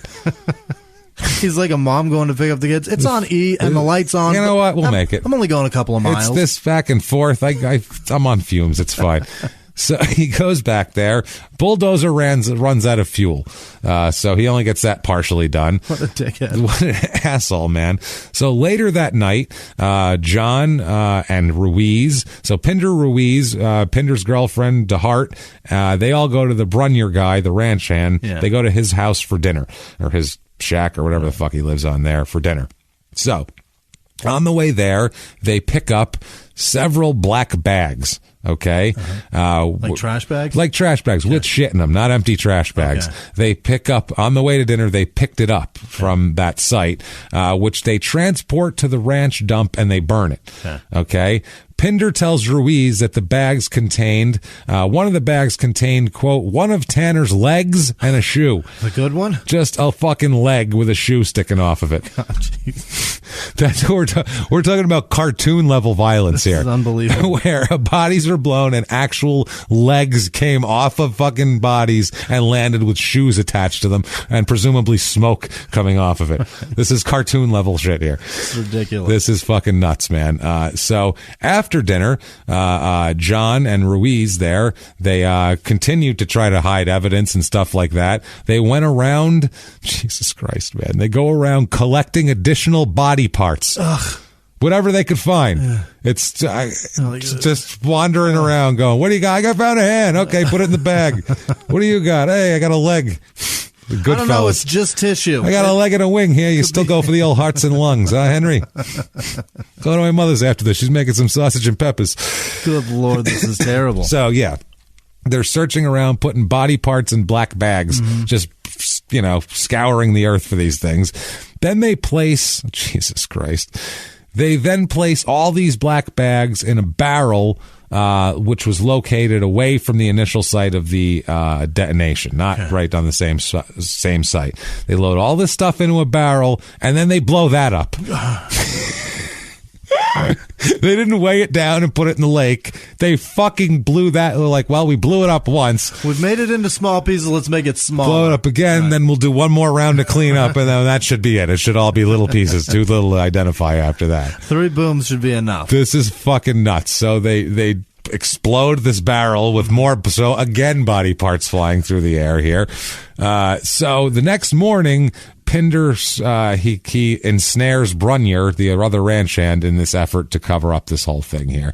Brunier gets to the ranch to do some welding for him, just regular work, but Pinder says, before you do that, I need you to get a fuel truck from this trailer and refuel this bulldozer for me, because it's diesel. You know, if you run a diesel out of fuel, you're fucked. Yeah, so you got to get it there, and we need to cover that shit up. So Brunier leaves with another ranch hand, the guy they were with, the Wallen guy, and they go to do that.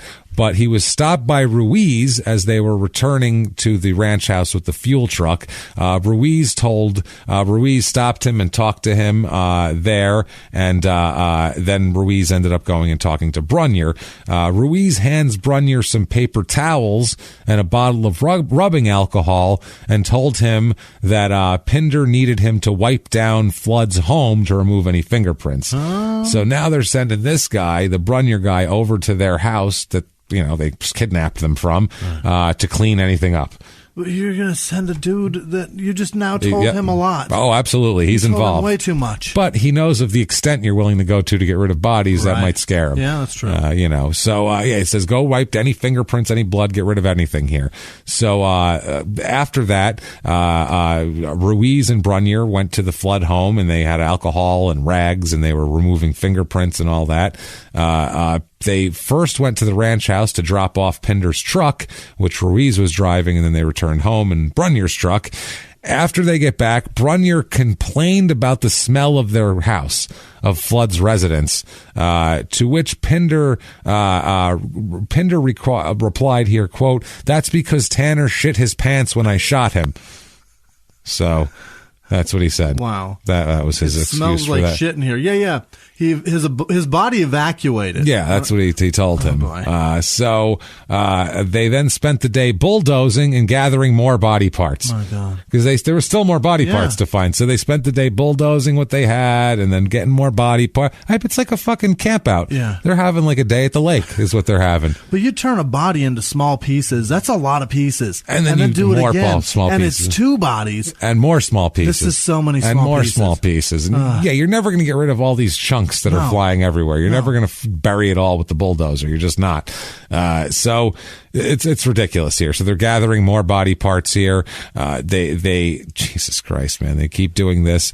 While they were at this blast site, though, while they were looking for more stuff, they got more explosives out of the cave, the whole deal. While they're at the blast site, Brunier discovered what was described as a, quote, relatively large portion of Tanner's torso. Torso's Tanner. Of Tanner's torso, to which Tanner's head remained attached. Wow. So it was just a chunk of torso with a fucking head sticking out of it. Oh, that's too much. That is like a crazy mannequin part. Yeah. That is shoulders up. No arms. Oh boy. No legs, no waist. Torso, head. That's a horror movie prop. That is a fucking disturbing horror movie prop. That's a real thing that happened. Unbelievable. So, what Brunier says, he didn't draw any attention to it or do anything. He didn't say like, "Oh, I found this here." He just acted like he didn't see it. Really? He didn't do anything. He didn't cover it up. That's more for himself. I'm going to unsee that. I don't want to ever think about that again. He didn't tell Ruiz or Pinder about it. Nothing. Anything at all like that. So after he helps clean up and does everything, Brunier then is scared for his life because he's like, shit, they're going to kill me now. So he spends the next 3 nights in the woods with his rifle. He goes out and says, well, they're going to have to fucking come get me in the woods, and then I'm going to hear him coming, and I'm going to fucking shoot him. He goes out there like John Rambo in part 1 and just fucking lives in the woods and waits for it. Amazing. Come get me, motherfuckers. Doesn't care. So Thursday, October 29th, Pinder and his girlfriend leave the state. Mm-hmm. They take off. They're eventually going to end up in Cataldo, Idaho here. And we'll talk about that in a second here. Now, a friend, at this moment, a few days go by. Finally, a friend of Flood's starts noticing that they're not around. Yeah. And so her friend contacts police and they start investigating a little bit. While they're investigating and doing this, a Sergeant Wallace Hendricks enters Flood's home. He said he found the residence in disarray. The refrigerator was pulled away from the wall. Pots and pans were on the floor. There was the blood-stained backrest of a living room chair and the sheets of a fold-out bed. They were all blood-stained. Forgot to clean that? Yeah, they didn't clean any of that. They just cleaned up fingerprints. Alcohol won't clean this one. Just fingerprints. Right. Yeah, they just to get my fingerprints off of there. So, yeah, they search all of there. Did the shit vent out by then? We'll talk about it. They also found a pair of excrement-stained pants in the bathroom. Wow. So, in the bathroom, though. So, I don't know. That's why it was still there. That's why it was still there. So, after this, after they leave, the sergeant's walking out and he notices a group of people standing by a nearby trailer. So obviously this is a trailer. And he stops to see if anyone knows, any of you guys know who lives here? Do you know where they are? So after he leaves, one of the guys he sees there is Brunier. Oh. He's standing there. The officer described him as very agitated, very nervous, and seemed to be scared to death. Yeah, he spent the last 3 nights in the woods. He did, upon talking to this cop, though. So Brunier, after the cop walks away from the group, Brunier chases after him and asks Sergeant Hendricks for a business card. Yeah. And that's all he wants. So a little while later, Sergeant Hendricks receives a phone call and he's told that Brunier has been contacting dispatch, expressing his desire to talk to the sergeant and talk to people. So the Sergeant Hendricks makes arrangements to have Brunier taken down to the sheriff's office and find out what the fuck this guy knows about. He obviously knows something. Debrief him. Yeah, he's got to know something. So he arrives. When he arrives, he gives Sergeant Hendricks the bottle of rubbing alcohol used to clean Flood's home and a letter prepared by Brunier's daughter, which is funny because he didn't write this out himself, reporting his version of events and what he witnessed at this point. Dictate this. So, a ranch hand's musings on a murder. So after the sergeant then organizes a search of the site of the murders there out by the lake, it's at this point that they find Ruiz and they arrest him. He's charged with theft, evidence tampering, and driving without a license, and he's being held for investigation into these homicides as well. His bail is set at $500,000 cash. So, not steep. Yeah, a little steep here now. Now people are disappointed that the Tanner and Flood appear to be dead. One of their neighbors said, quote, "They were just the best people, regular folks." A waitress down at the cafe in Duchesne. They said, one person said, "Why would this happen here?" They said, "We have heard a lot of rumors about the lying being used to hide things, pieces. It's all pretty hard to believe, but the police still have to check it out and it takes time." You think that's crazy? Wait till you hear what really happened. Wait till you hear the real fucking story. Yeah. Fuck a lion. Yeah, this is worse. So, he blew him up several times and it still didn't work. I just picture him hiding back there. Boom. Did I think that did it? Shit, no, that didn't do it. A whole partial torso and a whole head. Jesus, ripped him shoulders up, and it's still sitting there. Still sitting there. So November 4th, 1998. It's about a week later. Okay. Investigators get a tip that a weapon may have been dumped in the Coeur d'Alene River in Idaho. Okay, and so the police spend 2 days combing the riverbanks for a weapon here. Now they also confirm that they've been unable to locate DeHart. They really want to talk to DeHart the most out of everybody. Yeah. For some reason, his girlfriend. Well, yeah, because the girlfriend's usually, for the most part, they're willing to divulge some shit eventually. It's funny, too. Well, at first they say he's not a suspect. They say John Pinder's not a suspect. I think that's just to lure him back in because they don't know where he is. And they're talking about DeHart, and the police said, quote, "We haven't found her yet. We have no indication that she's dead. It's just nobody knows where she is, including her son." So nobody knows where she is. The cop at this point, county sheriff, said, quote, "We're dealing with some weird stuff here." He said, "It's just, they're like, we don't even know." Well done, sheriff. What the fuck to do here? They're talking about, they found the burial site, what they called it, a makeshift burial site. They say who they worked for, the police. Then the police say, quote, oh my goodness, this is Ralph Stanfield, the county sheriff. He says, "We're just trying to get the victims positively ID'd weed, but it's just sickening. We can't find enough of them. We can't find enough of them. Oh, boy. We're finding pieces. We got some of them. We got a chunk here and a chunk there, and I found a shoe. They found no shell casings around. They're unsure where the couple was killed. They don't know what's going on, but they do want to know. They want to talk to a woman traveling with John Pinder, who is DeHart here. She told her family later that she helped, or before this, the police know about this. She tells her family she helped clean Pinder's truck of blood and helped scatter evidence in trash containers and rivers between Utah and Idaho. So that's what one of her relatives tells police. So her father talks to the press and says, quote, "My daughter's in real bad trouble.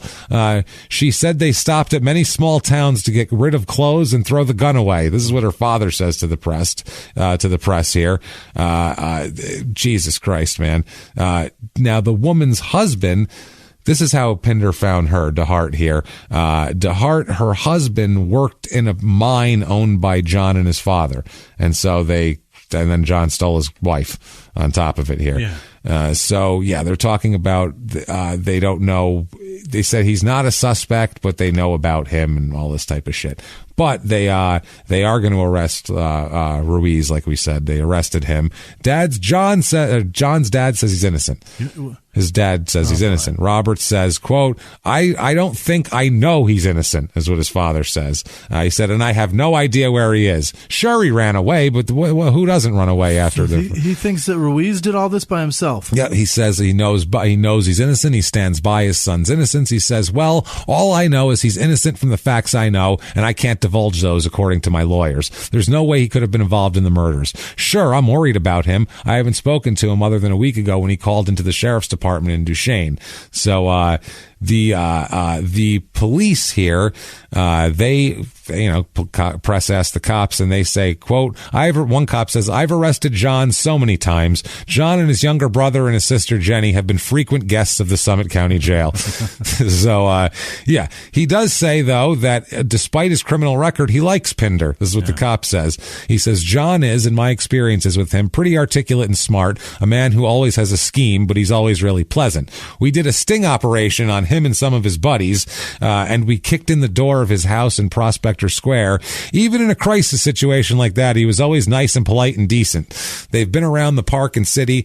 They've been around Park City, and we've all made mistakes. It's too bad something this serious has to happen. This looks like a major mistake. He could get the death penalty."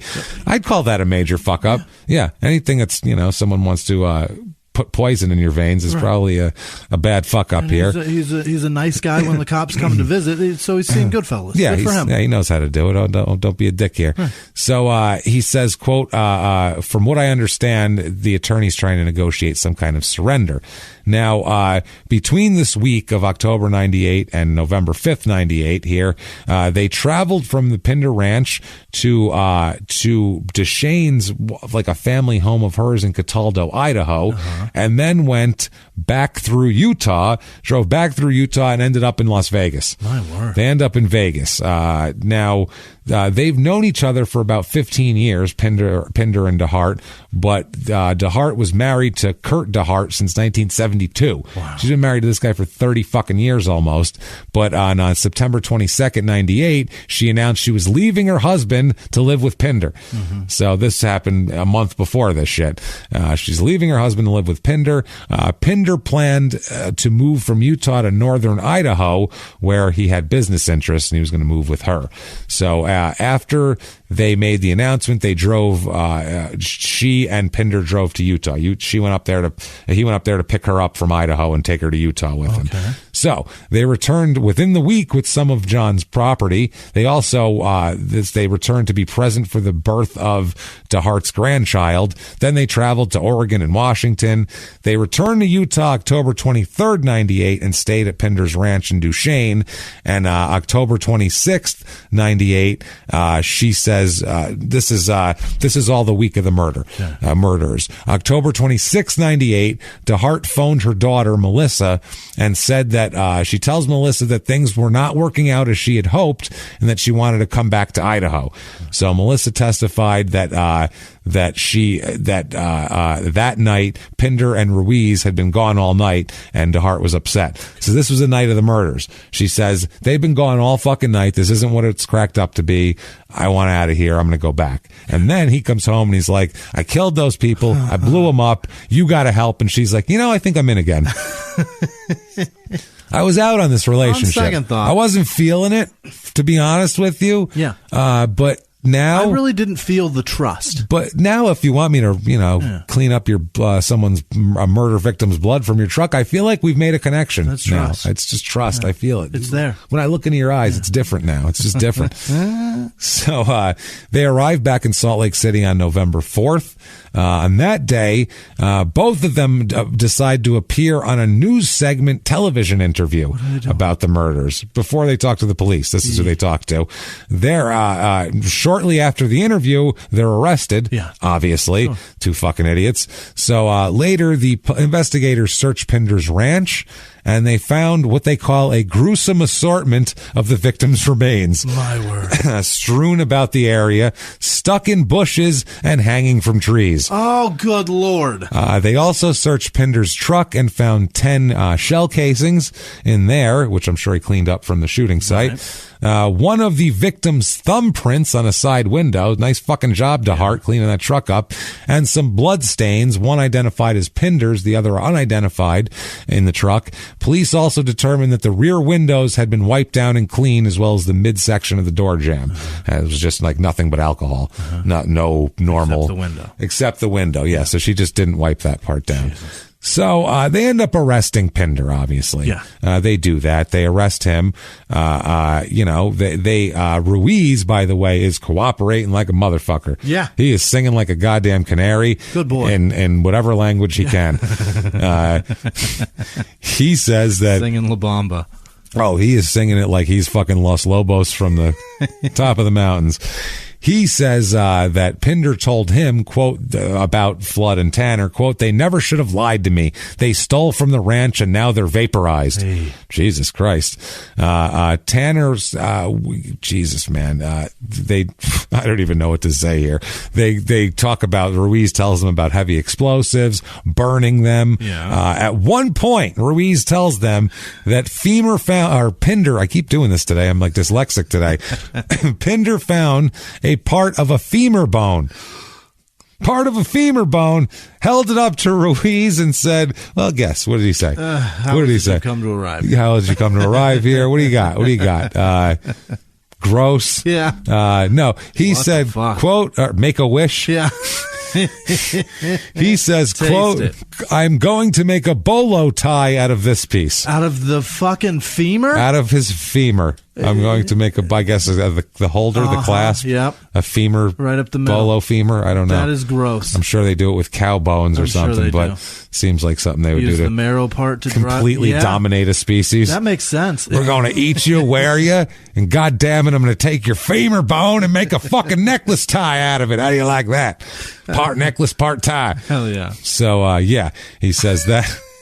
This is insane. So another point, Ruiz found a wristwatch while combing the area for body parts. Yeah. Combing the area. Now picture Spaceballs. Now I see it. Combing. Yeah. We ain't found shit. A big goody comb. So, yeah. I love that they have the pick. So, that's right. Yeah. They have the pick. We ain't found shit. So, Ruiz finds this wristwatch while combing the area for assorted body parts. That's what it says in the court documents. He held the wristwatch to his ear, and he said, quote, it must be a Timex because it's still ticking. Good Lord. Sense of humor. He's hacky as fuck, but yeah, it's hacky, but you know what? In that situation, I'm going to give it to him. I'm surprised he didn't blow their body parts apart and be like, well, their body's not a Samsonite. It's not a Samsonite, yeah. It must be a Timex because it's still ticking. Ha ha.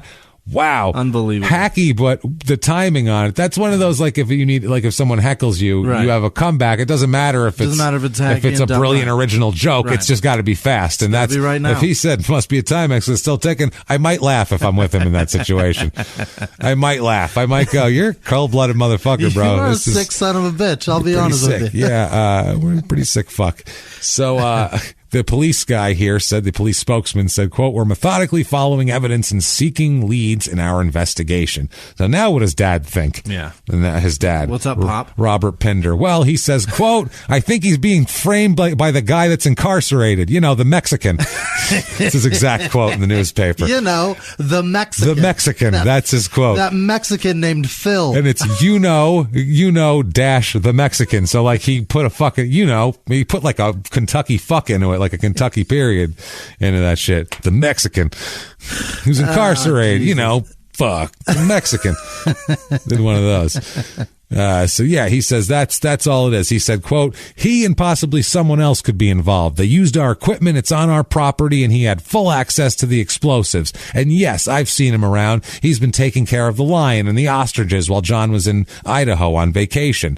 Pinder, the father, they said, "Well, what the fuck do you need all these explosives for?" And he said they they use the explosives to build underground shelters for the animals they raise.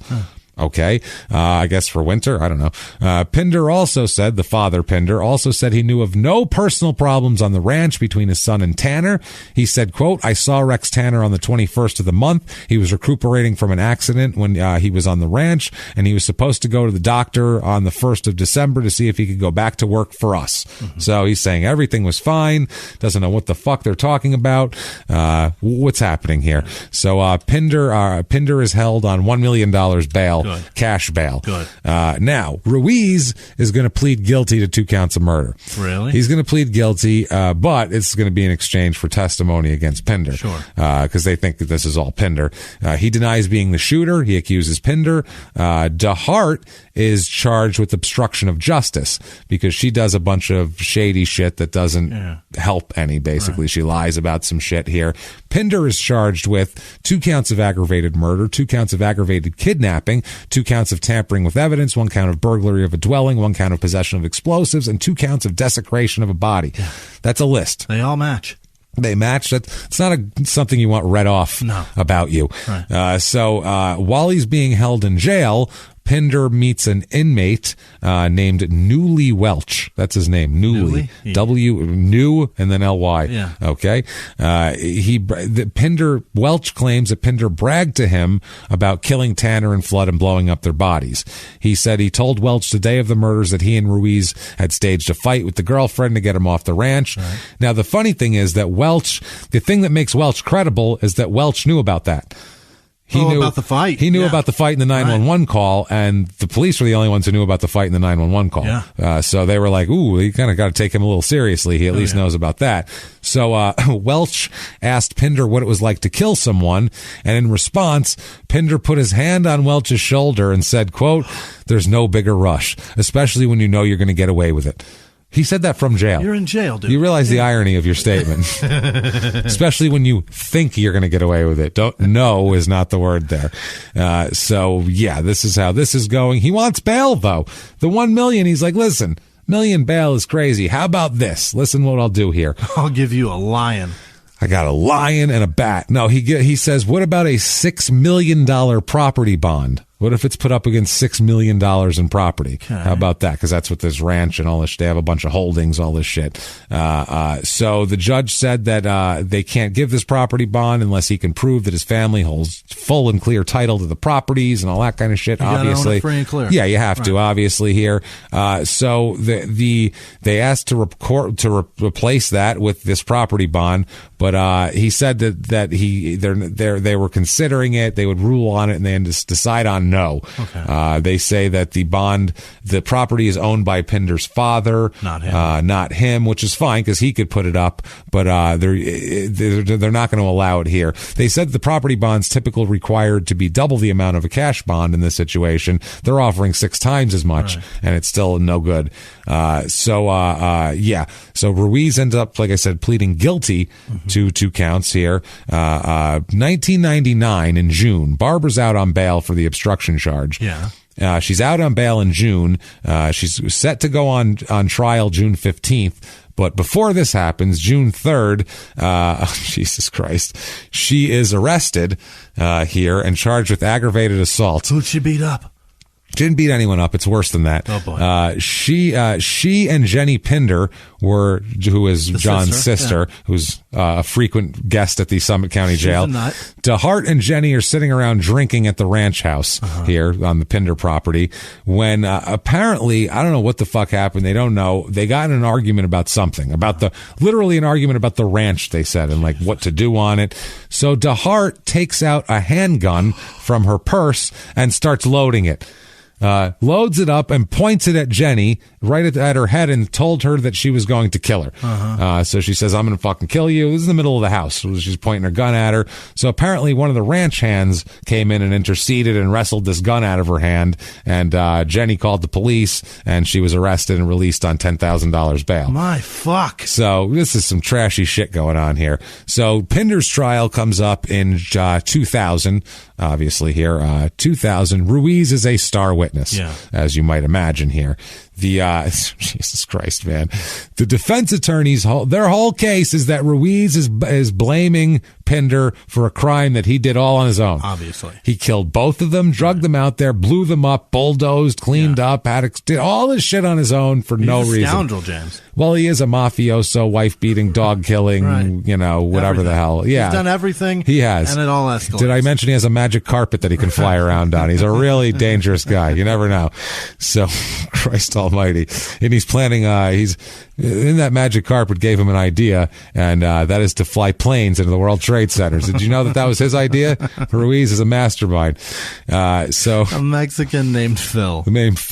So yeah, he says, quote, I never killed anybody. That's Ruiz while he's testifying. He says, I never killed anybody.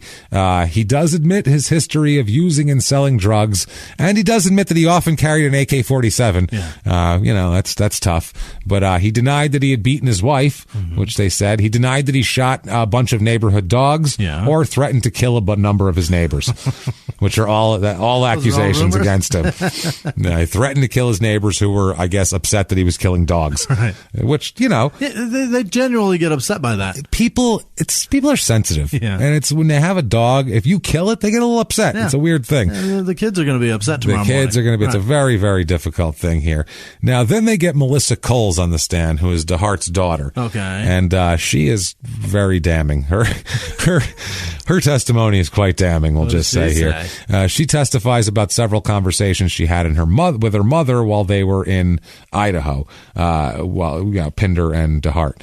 So she says that, Jesus Christ, that John told her mother that he admitted to killing the people on the ranch, that claimed that, this is what the mother told her. DeHart told her daughter that she and Pinder washed and vacuumed the car, disposed of bloody hair and scalp. Gross. They disposed of a piece of scalp with hair. Oh my God, that's disgusting. Melissa also said that Jesus Christ, confusing. DeHart burned Pinder's clothes, so she was helping, and threw the murder weapon into a river, so she helped with that. Like, that's the obstruction charge. She also said that Barbara stated that she tells her daughter that her, quote, soon-to-be stepdaddy. Oh, gross. Soon-to-be stepdaddy. This is a grown woman. You don't need to call... You know what I'm saying? It's not an 8-year-old. Right. Your soon-to-be stepdaddy, she's a grown-up.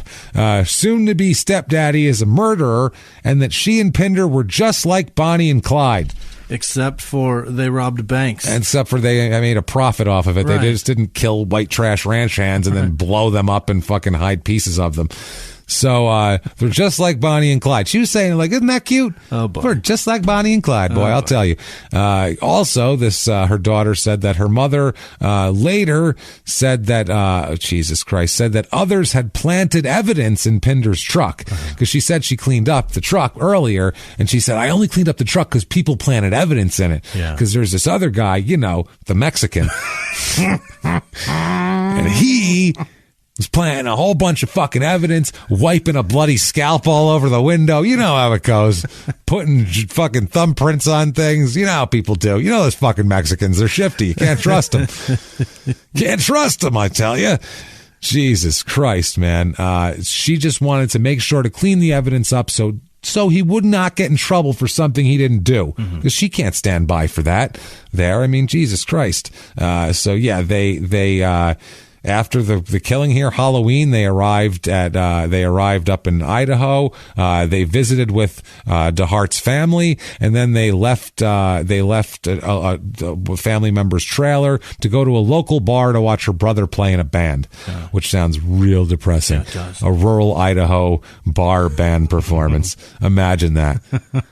The drums aren't quite like on After beat. you've murdered. Nobody's fucking paid to get in. None of those. There's They no only cover. Sell beer and wine. There's no hard alcohol. Those in there. dudes get paid in beer. Yeah. 100%. Absolutely. Well, we got an open bar tab. It's up to $75. After that, we got to pay for it. But $75, we get pretty fucked up. Cheap beer here. So so apparently during that trip he brought some of his shit to Idaho, and he was also discussing how to get a cage to transport the lion to Idaho. Oh boy, he wants to move to Idaho with her. He figures if he just moves to Idaho, this will all just go away. It's just a couple of methy ranch hands. No one cares that much. He's just going to go away. Transport a lion across state lines. Oh yeah. Fuck it. Isn't that illegal too? I don't know. I would assume anything you do with a lion is illegal. Anything at all. Apart from paying to see it at the zoo. Yeah. Outside of that, it's fucking illegal. Any other lion, you shouldn't be able to keep it, pet it, play with it, move it, eat it, kill it. I fed one through a chain link fence. That's fine. And that was terrifying. Supervised by a zookeeper, I hope. Yes. Several. Trained personnel nearby. It's horrible. It's fucking terrible. So, oh my God. John testifies. Really? He's got no other choice. He's got everybody saying what he did. He's got to come up and say, it was the Mexican. Right. He's got to blame him. Phil. It was Phil. So, the prosecution's trying to basically paint him as a desperate person, reduced to blaming Ruiz and all that sort of thing. They paint Ruiz as a victim, which is pretty silly too. Yeah. That whole thing's very fucking silly. It wasn't his idea, but he went right along with it and did everything. Right. He was bulldozing and blowing shit up I bet he had fun trying to blow things up. We'll put it that way. I don't understand how we went from shrinking heads to blowing up bodies. How small can you? I'll make that fucking thing disappear. I'll bet you. Sober up before you execute drunk plans. Put it that way. Jesus. So Ruiz is the star witness after he testified. Now, the cross-examination here of Pinder, the way they do this is they ask him, why did you place so much personal trust in Ruiz here? Why would you, if it's all him and he had access to everything and could do all this, why would you give him all this? And Pinder says that he feared him. He feared Ruiz. And they said, quote, what you're trying to tell us is that you hired a drug-smuggling, gun-running, wife-beating dog killer who knew how to use explosives? And he said yes. That's what I'm saying. That seemed like a good ranch hand. His LinkedIn came very highly recommended. He had references. Yeah. I'm telling you, he had impeccable references. What do you want from me? Listen, I didn't have ZipRecruiter. That's right. There you go. So he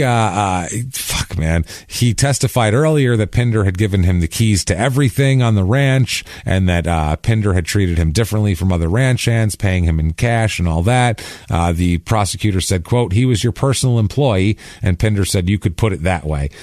So they also questioned Pinder about previous testimony that he had given, because he testified that he gave Ruiz the murder weapon shortly before. Like, here's a gun you could have or to do whatever, to walk around the ranch. And then Ruiz took it upon himself to go use that and kill these people.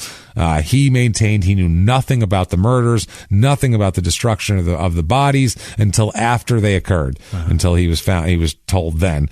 He did admit that he helped clean up the scattered remains of the couple because he was afraid that Ruiz and others and the Mexican mafia might kill him. Yeah. That was his excuse there. So, June 2001 is the verdict for John here. It's on 11 counts, as we've talked about. He is found after just a few hours, really, not too much time. He is found guilty of everything. Yeah. Every last fucking... They said, is there anything... We got a couple more things. You think you missed something. You missed a couple charges we have. I think we could convict him on more. We really do. He's kind of an asshole. We don't like this guy. So sentencing comes around. Pinder's attorney here calls 5 character witnesses, including Pinder's parents, who are pretty respected people. And they love him. To death. Pinder also spoke. He told the jurors and the families of the victims that he was innocent. He didn't do the please, I'm sorry. He just said, I'm innocent. This is ridiculous. I will fight to overturn my conviction. I didn't kill anybody there, blah, blah, blah, blah, blah. He's sentenced here. Now, here comes the sentencing. They give him, you, sir, may fuck off. He is sentenced to life in prison with the possibility of parole. Oh. He's got possibility of parole. He's given credit for time served for about 2 years. Yeah. He's been in the joint there. But it's a pretty good conviction. Even with that 2 years, he won't be eligible for parole for 38 years. Wow. So 2039 is his earliest parole eligibility, where he'll be in his 80s. That lion's going to be dead. That lion is long fucking gone. Now, the Glenn Tanner, who's the brother of the Tanner guy there, said, quote, I'm happy. That's all I can say. This is all I've wanted. So that's good. The other family members said they heard no remorse from Pinder. They didn't understand that exactly.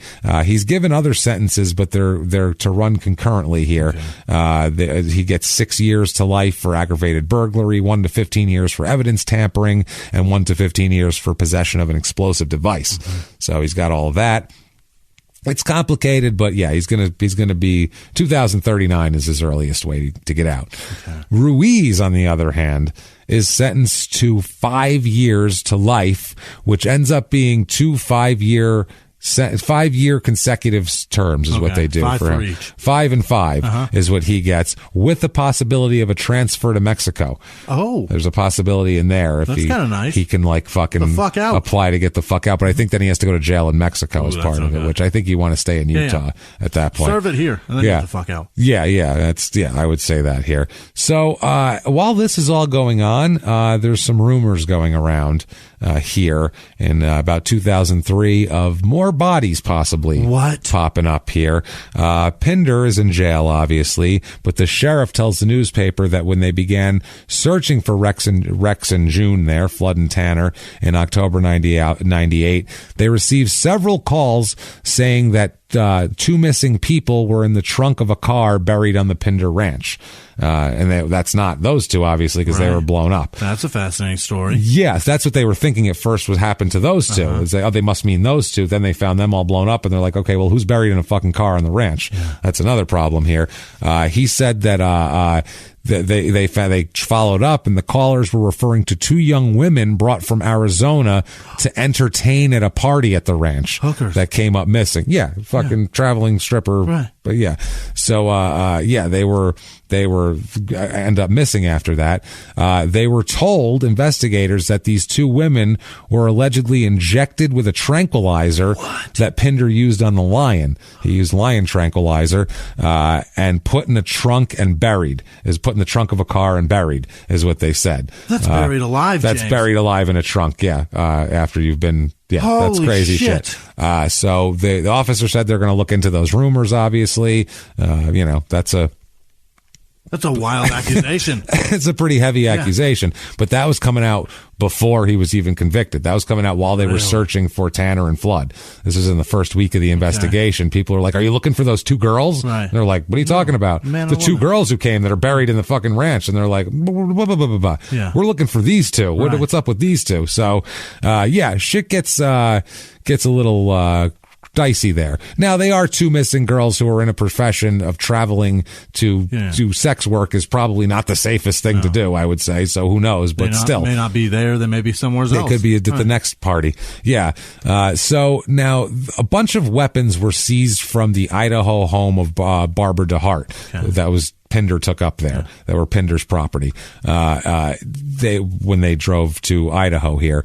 Now, DeHart's husband, who's still her husband at this point, tells police that DeHart and Pinder came to his home after that and left a bag of firearms at the house. That's what the cops ended up finding. He told the police that his wife told him, quote, I hope they don't find the vehicle with the 2 bodies in it, which is buried on the ranch. So that came in too. This was locally a bunch bunch of shit, and then this came from Idaho. A woman that's leaving her husband for another man told that man some incriminating shit. Hey, me and this new guy that I left you for a month ago, we're coming up here. Here's a bag of weapons we're going to leave, and gee, I sure hope the cops don't find those 2 people buried on his ranch. Have a good one. And she expected him to hold that close to the vest? That's going to be, yeah. She out of her fucking, yes. Well, yes. Answer's yes. The answer's clearly yes. So then they interviewed her daughter, who ended up testifying in court later on, and that went from there. They ended up in this bag, they found a Remington rifle, 2 pistols, a maroon tote bag there, and they are holding on to these items, a Remington rifle, 2 pistols, and a Pierre Cardin maroon tote bag. That's a nice one. To be held in the sheriff's evidence locker in possible connection with other murders that they're interested in. Now, 2003, Pinder wants a new trial. Really? He says, not only did I not kill 2 people, I didn't kill 4 people, and I didn't even get a fair trial for the 2 you charged me with. Okay. He's saying that there is newly discovered evidence here. He said the evidentiary hearing was fucked up. He presents several newly discovered witnesses. One is a Joey Silva, who's an inmate who spent time with Ruiz. One is David Brunier, the one ranch hand that helped. It's his brother, Robert. And one is a woman named Christy Barnes. Each of them testified in one way or another that Ruiz and David Brunier were actually the killers, not Pinder. The district court found none of the new witnesses credible. The court expressly found each of them to be seriously lacking in trustworthiness, and in what they said when they denied the motion here.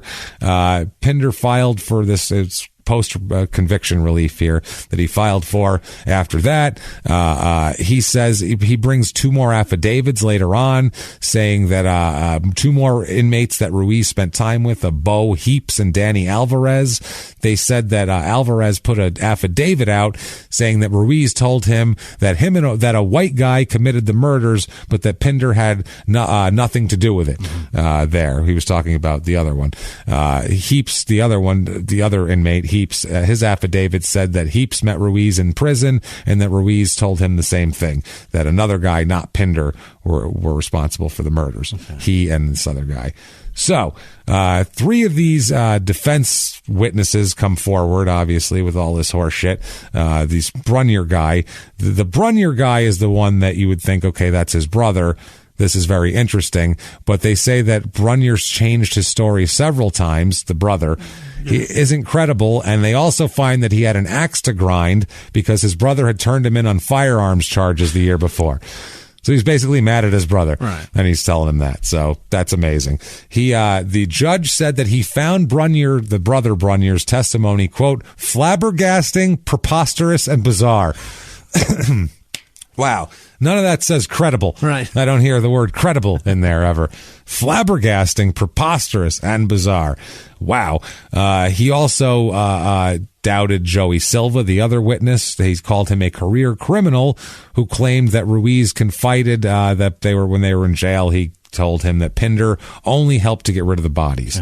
That's what it is.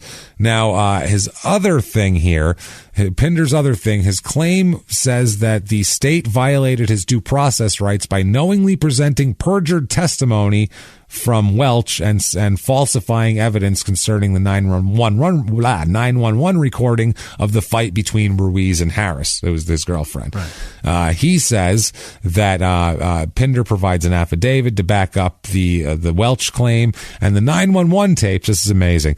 He submits a lengthy expert analysis of the 911 recordings. The analysis concluded the 911 call recordings were not pristine and had some way been altered and tampered with by exporting and editing, which could just be to enhance sound, because we export and edit on this show. And it doesn't mean that's not what we recorded. It doesn't mean that we didn't say what we said. So he said these files could not be deemed reliable, is what their experts said. Pinder concluded the police had altered the recordings of the 911 call to make the fight appear to have happened the next day rather than the day before, and that the state used this fabricated date as a baseline in order to coax witnesses at trial to believe that all the events happened on Sunday rather than Saturday. So that's what they're saying. They're saying they're doing this to screw up the timeline and skew it and that sort of shit. Now, the whole discovery process lasted forever on this whole thing.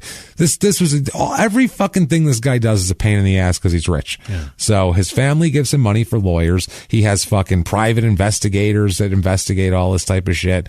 He's affluent. That's what happens when affluent people, even no matter how stupid you are, you can hold shit up for a long time. So they do judge that he did get a fair trial there, and that he will not get a new fucking trial. The judge found no merit to the claims law enforcement botched the investigation, withheld discovery evidence, or altered any tapes or anything else. The court finds from the evidence all evidence offered at trial and offered at numerous evidentiary hearings about the trial of Rex Tanner and June Flood was party to those murders, blah, blah, blah. 53-page ruling saying, go fuck yourself. Yeah. You don't know what you're talking about. That was expensive. That was a lot. Yeah, I'm sure. I can't imagine what this has all cost his parents. Like, think about that. Oh, God, Jesus. Fucking so much money. But if they're willing to help him buy a fucking lion, that's the problem. Gives a shit? That's the thing. I guess they gave him a lion and a ranch. They just want to shut him up, I feel like. So 2005, he takes his motion for retrial all the way to the Utah Supreme Court. My word. There, the judge denies his motion for a retrial, finding that the new witnesses were not credible, and he upholds the 2005 ruling and tells him to fucking take a hike. So 2006, more post-conviction relief, more affidavits from all the inmates and all that sort of shit. Claims are rejected. They tell him to go fuck himself. He appeals that. Good Lord. We'll go back to that.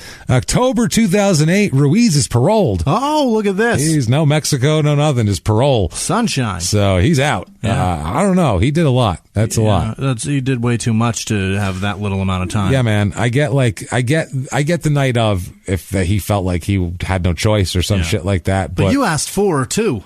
You asked for it too, but then the next day, you didn't wait till you fell asleep and then run away and go to the cops. No. You stuck around and then went back to bulldoze more body parts. You didn't even hide in the woods for 3 days. No, you made a Timex joke. Right. Like, that's pretty... You crazy fuck. It's pretty impressive here. So 2011... John and his parents are suing the state for confiscated things from the arrest. Oh, for Pete's sake. It's Robert and Virginia Pinder. They file a lawsuit seeking the return of 14 rifles, 9 shotguns, 3 handguns, 2 crossbows, and a large but unspecified amount of ammunition.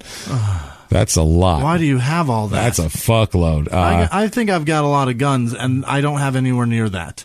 That's a lot of guns. They're also seeking other items seized from the ranch, including family photographs and shit like that. Wow. They have to declare in court whether each item sought by the Pinders was disposed of or remains in the sheriff's evidence locker. Many of the weapons belong to these people. A lot of the times this shit will get released back, but others believe that at least one gun on the Pinders list, a 9mm pistol, was destroyed because it had been illegally altered for rapid fire. So they destroyed that. Otherwise, they said they had everything else. The sheriff's department, though, or the judge ends up dismissing this without prejudice for lack of jurisdiction, and they said they failed to fulfill the notice of claim requirement. Basically, they didn't file their paperwork right and in a timely manner. You fucked up, not us. Yeah.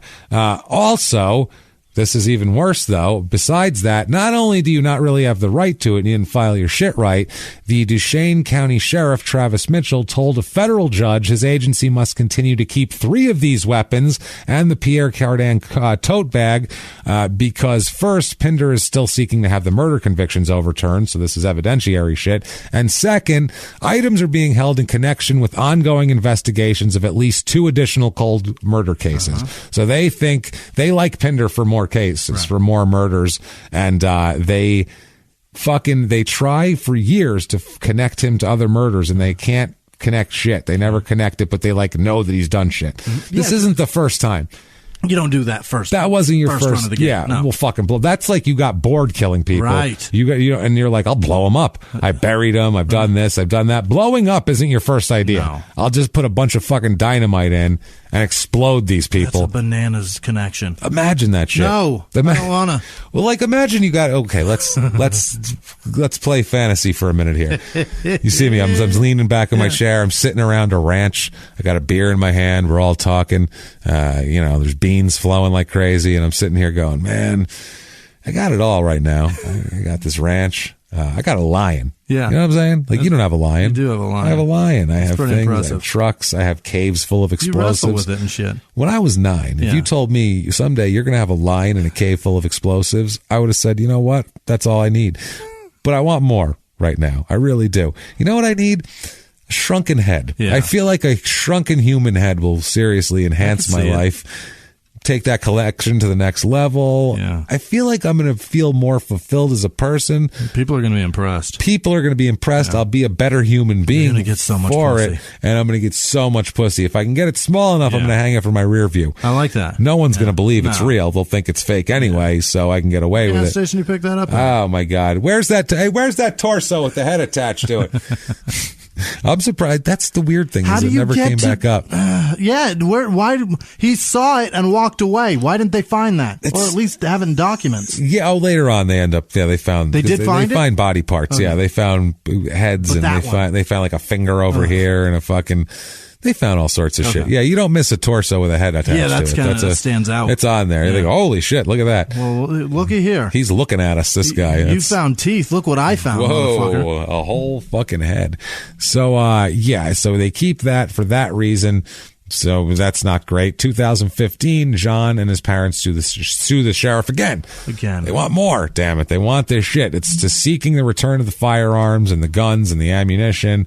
They say it's wrongfully taken. They said that it should be given. The police departments, they usually do this. If after a while none of the weapons are used in a crime or they can be shown definite ownership. The problem is there's an ownership issue. Does this belong to John? Does this belong to Robert? Right. And it's that sort of thing. So Robert wants it. When Robert said he wants it back, they say, well, it belongs to John. And when John wants it back, they go, well, it belongs to Robert. Okay. So they won't give it to fucking either of them is basically the way it's working. And then they also say, hey, by the way, we're also working on other shit. Right. So they're going through all this shit. The court statutes of the whole thing. They go through this whole shit with the weapons, and they don't get their weapons back, basically, in the end here. Now, in 2015, John's appeal, this is the appeal for the last denial of his shit. So here, the Utah Supreme Court's decision is upheld, and he's fucked, basically. They tried to order more. They tried to just argue more newly discovered evidence, testimony. They keep getting every year. They find more testimony from inmates. I don't know how many inmates this Ruiz they claim that he told, but they have found like 10 people that he's going around telling details of this crime to. I feel like they're paying these people or some shit like that. Who the fuck knows? They talk a lot in jail, though. I watch Jailbirds on Netflix. They do. Talk people to the will toilets. Talk. Yeah, people talk like a motherfucker, but this guy's just telling everybody intimate details of this crime. The court agreed with everything, and they said that this court agreed with the United States, or Utah, not U.S. Supreme Court, that all these witnesses were seriously wanting in credibility. The court also said that some of the witnesses' claims were inconsistent with absolutely established and known and undisputed facts. One of the witnesses was called by a judge as, quote, a bamboozler and professional scam artist whose testimony could not be trusted. Hell yeah. That's amazing. I want to hang out with that guy. He's been legally labeled a bamboozler by a fucking federal judge. That is fantastic. You, sir, are a bamboozler. So now there's been a private investigator named Paul Ingalls working for the Pinder family for all these years now. They asked him about this. What do you feel about this since you've done the most investigating? His answer is, quote, framed, full on. Oh, boy. That's what he says, framed. Because I was paid to say it. Yeah, he said falsified evidence was used to convict him. It's just that simple. The 911 tapes were altered. They clearly were altered. There is undeniable evidence by experts that show they were altered. That's fine. I don't care. That doesn't mean he didn't kill those people and blow them up. That's all he said. He said falsified evidence. It's that simple. 911 tapes were altered. Terrific. You might be legally correct that is a piece of evidence, that legally whatever. But when you have a mountain, what they do is they weigh it against the other shit. Yeah. And if there was like 2 pieces of evidence and one of them was this 911 tape and they said that's definitely altered, they might take a step back and go, holy shit, that's the only other thing corroborating this. But when everyone on earth, including your girlfriend, your girlfriend's daughter, everybody in jail, the whole fucking wing, your parents, other ranch hands, the fucking bulldozer people, anyone who went to the lake on a Sunday afternoon. Everybody's finding torsos. It's enough already. It's too much. It's too fucking much at that point. It's enough. So he says the state has not challenged that on a factual basis. They have not offered any evidence to say that's untrue. They didn't. They just said it doesn't fucking matter if it's true or not. We don't care. That's all they said. So the attorney general here claims that his attorneys are just recycling old claims. They said when it comes to factual disputes, the petitioner simply can't rely on evidentiary disputes from trial. He just keeps fucking putting up bullshit. They said his evidence, the claim that his evidence is that the 911 tapes were altered is completely unsupported and everything like that. They said the standard is a reasonable probability of a different result, which is, I don't understand even what that means, but never mind. The judge said that they would issue a written ruling, but basically go fuck your mother is what he says. The family is acting like Pinder is the murder victim. Right. The whole family acts like John Pinder. They say like he's been taken away from us. Mm-hmm. They say exactly what people say when someone's been murdered. The mother, the father, the sister were at a hearing, and afterwards they said that, he's innocent. Jenny Pinder said her brother is a rancher, a farmer, and a college graduate, and he'll be missed. He's missed by us. He's a real person. He said, quote, she said, quote, "It's been terrible. It's been a very trying time on our family. We miss John. We are a very close family." She says that they're hopeful a new hearing will be granted and that this evidence will acquit her brother. Rex Tanner's brother, Milton, on the other hand, he said that he suspected John Pinder was his brother's killer as soon as his brother went missing and never doubted he killed him for a minute. He said, quote, "This should be behind us. John did it. I agree with the jury 100%. This is another wasted time, another wasted day here." So that's how that goes. They continued to shell out fucking money in this guy's defense. How many times? Okay, let's start right now. Yeah. How many times in his fucking life do you think his parents bailed him out of shit? How many times did he get away with everything he's ever done? He's in his 40s. Yeah. And we've talked about cocaine and fucking lions and all this crazy shit. In his teenage years, how many times did he fucking wrap a car on a telephone pole being drunk in town? In Utah. Broken windows and shoplifting and got pulled over with a bag of weed in his pocket and how fucking often did they get him out of goddamn trouble? Everything. He must have been just horrible. Fuck. At one point in their lives too, they held that little bastard in a blanket, smiling their asses off, and then he turned into no idea how much trouble he was going to cause them, and not just him, all of his fucking siblings, everybody. Those two are shit parents. They're shit parents. Yeah, they say the brother and sister are frequent residences, frequent visitors of the county jail. That's not great. Terrible parents. My family, nobody ever says that we're frequent visitors of the county jail. At least that's not good. I got 3 siblings. One that I talk to. None of them are. None of them are frequent. Not visitors. frequent. No. That's none a bad thing. None of them have a punch card at the jail. Then the cops know. Oh, we know that family. Been out there many times. Like that's a bad thing. Yeah. You just picture him as that dick that was like when he was like 12. He had like a car and rode it around the ranch and shit. And like it's one of those kids that just never listened. Asshole. Basically. Yeah, it's a complete asshole. Because he probably had very little supervision, I bet, too. That's what it sounds like. Dad's been busy with 13 different companies. And he's been allowed to... And mom's out there getting her nails done and doing whatever a successful wife does. Not paying attention to them, that's for damn sure. In the 60s and 70s, too, if you lived in a rural area and your kid said, "I'm going to go outside," you'd be like, good. That's what's good for him. Yeah, they're not watching that stupid TV. Did you watch The Sandlot? The kid screams through the door, "Mom, I'm going to go play some ball." That's it. With 0 questions. And then he just runs off. I want to play in some ball. That's it. So that's what happened back then. That's what he was really doing. Yeah, he wasn't playing with lions and murdering people and shit like that. So 2016, Robert Pinder finally dies of old age at 84. The father, and that kind of dries up the whole investigation. No more words from PIs or anything like that after that. It all just kind of shuts down. And John Pinder is sitting. He's got about 19 years left till a possibility of parole.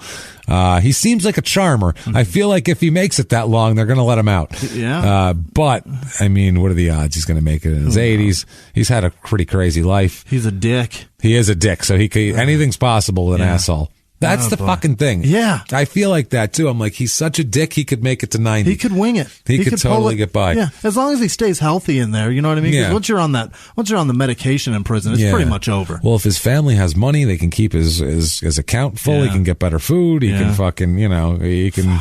His whole life could be better in there, but still. Who knows? If his dad's checkbook died with him. Yeah, that's the thing. Who knows? He might be on prison rations, and it could be over soon. We don't know what his family had, too, because all of his dad's friends said he was a fucking gambler. Not like playing cards, gambler with business. Yeah, he was an oil man. Yeah. Those oil guys are, you take risks, or if you want to come into the oil game and you don't have a ton of money, you're not one of these big conglomerates, you got to take risks. Yeah. You got to do unless you do that, right? Yeah, you go, you find the like Jerry Jones did, basically. You take chances. Yep. You go, we're going to sink this much money into 10 holes and hopefully one of them will hit. Fingers crossed, babe. Fingers crossed. And next thing you know, you own the Cowboys or a Lion.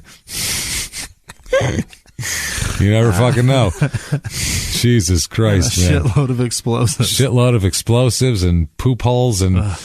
The whole thing's a goddamn loopholes from the poop holes, and the whole thing's a fucking mess. What a story. But, that's Duchesne, Utah, all the Utah people been asking for an episode, and that is John Pinder and Tanner and Flood and all these fucking DeHart. I feel so bad for them. Brunier and Ruiz. I feel bad for those people, too. What a terrible death. What a terrible way to go. No matter how rough your life is, you can't fucking just...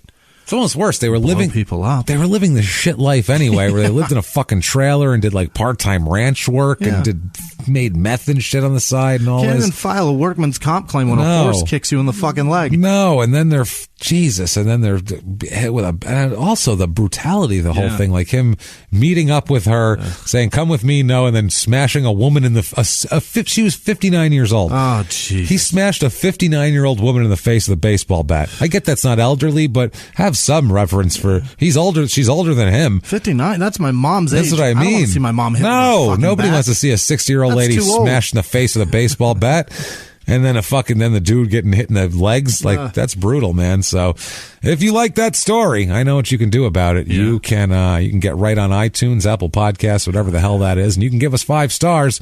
That would be excessively helpful. It doesn't matter what you say. You can say you're following instructions, following directions. It's really just to drive us up the charts. It's not for our ego. It doesn't matter to us. You can't help us, damn it. It matters to us. It matters, but you can't make it matter more than it does. So you can do that. Also, go to shutupandgivememurder.com, where you can get all of your merchandising things, your Pocket Robin t-shirts, and all of your tickets, especially to this tour. Like we said, especially Orlando, Columbus, Cleveland, San Diego. Get those tickets now. Some of these places. Sellouts are Omaha, Pittsburgh, Kansas City, St. Louis are gone. We told you to get them fast. We did. We told you last week, and you did. So anybody who went, oh shit, I was going to get tickets to that. Well, you should have listened to us when we said they're gone. If you're in another city, don't hesitate, because those are the Missouri dates are in late October, and they're sold out. So people are buying these things. I saw Milwaukee and Chicago are filling up soon. And they're filling up fast, and they're in Denver. They're in December, not in Denver. We're going to try to get to Denver too. We're saying in 2020 it'll probably be Denver, Salt Lake City. Shit like that. Where else?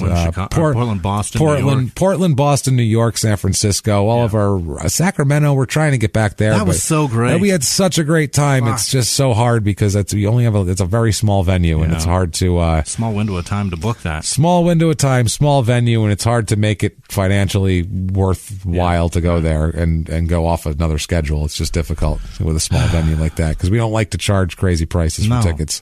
A lot of people will charge. You've seen it. We don't have to name $200 for these places. Names. You've seen $100 to go see a live podcast, or even $55, not a VIP or guaranteed seat, just to go in, and we just can't charge you that. No. Unless I fuck Jimmy on stage. It's not going to be worth it, I don't think. And even that, nobody wants to watch that. But I'm saying that's about the only thing we could get. If we fought or fucked or murdered each other, it'd be the only way we could get anyone to pay $55 or $100. Even they might be willing to, but we couldn't charge it. We just can't. What if you just soaked? Yes, that might be nice. We're not a band. We don't have we don't have roadies to pay to and shit like that. So it's ridiculous to charge that money. Dudes with a laptop. Yeah, so we try to make it as minimal as possible so everybody can afford to see the show. And we want to hang out. We want to see everybody, and we like doing the live show. So definitely do that. And when you're done doing that, when you're done getting your tickets, you can. Oh, by the way, get your T-shirts before you go. We're not selling merch at the shows. No, we just don't have time to stand there, and we can't do it. Yeah. So we can't haul mail fucking boxes around the country. Hell yeah. It's just too much. So if get your shirts online on Threadless there at shutupandgivememurder.com. You can get them right through there and wear them to the damn live shows. Do that. And if you want to follow us on social media, very easy way to do that. It is at Murder Small on Twitter, at Small Town Pod on Facebook, and at Small Town Murder on Instagram. Yeah. We post everything that we have to tell you, but we don't bombard you with bullshit. We don't put ads up or anything like that. It's just information about the show.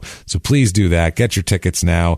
And also now it's that time where we have to thank our favorite people, our producers, because good Lord, man. Boy, I mean, they help. We can't do anything without them. No. So we have to just appreciate them and goddamn it, bow down to our producers right now. You know what, Jimmy? Hit me with them like you're hitting me with a lion bat. This week's executive producers are Cheryl Dodge, what did I do? You just had a meltdown. Tommy Arsenault, yes. Jordan Bennett, Leah Gordon, Mark Peralta, Avasa Braith, Kimberly Thomas, Dan with no last name, and Leslie Kidd. Thank you guys so much. Yeah, thank you. Other producers this week are Kay with no last name, David Wittis, Dan Smith, Jacob Cobb, Zach Cobb. What? Jacob. What am I doing? Pull it out of your ass. I guess I did. Lisa Stevens, Marissa Jack. No, it's Marissa with no last name. No, that's Jack. Yeah, that's right.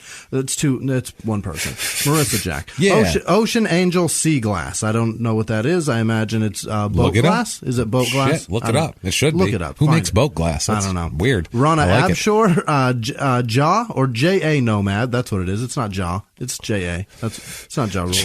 It's Stacy Langto, Jenny the Scientist, Leanne Dice. Yeah, it's got to be Dice, because like Antonio McDice, D-Y-E-S. Yeah, that's what it is. Kendra Wright, Michelle with no last name, Greg Dangerfield, Liza, is it Lisa? Lisa Silwer or Liza Silwer?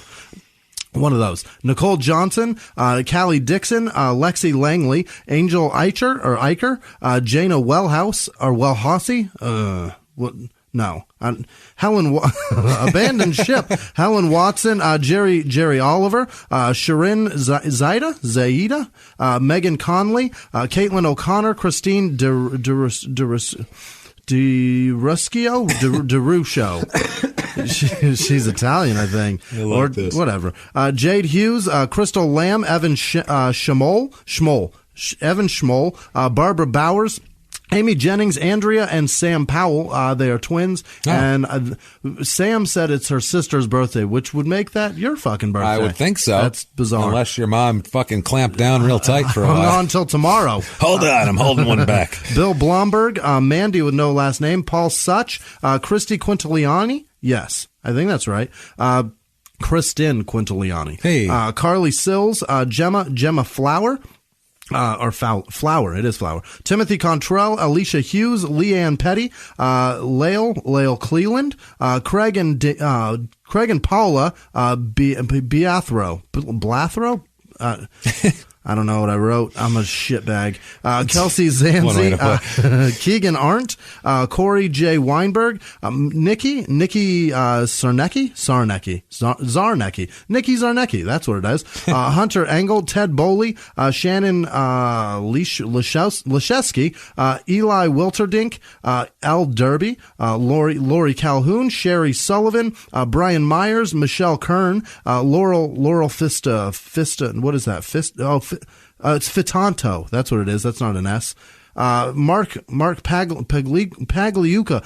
You got all the Italian people coming through, and I can't pronounce shit. I'm ruining you. Yeah. We're ruining him. I love it. Chris Coleman, Nevin Otley, Buddy Anderson, Chris Ubetta, Lindsay Parker, Courtney Devon, Melanie Tomey, Ashley Marhardy. No. Mahaffey. Aaron Parker. Tori Naslin, Aaron McSwinney, Zachary Eggert, Dick Moss. That's fantastic. I like that. Richard Palmer. Richard Palmer. Yeah, there you go. Dick Palmer. I like that.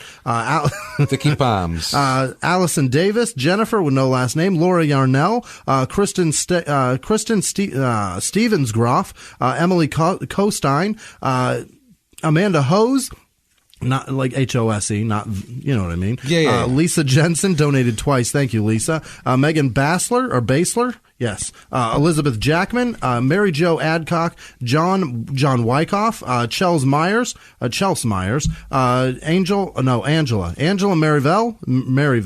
Marvel. What did I do? Megan McSherry. Awesome. Tyler Randalls. Shauna with no last name. Emily with no last name. Emily Campbell. Dan Burley. Melissa Swigert.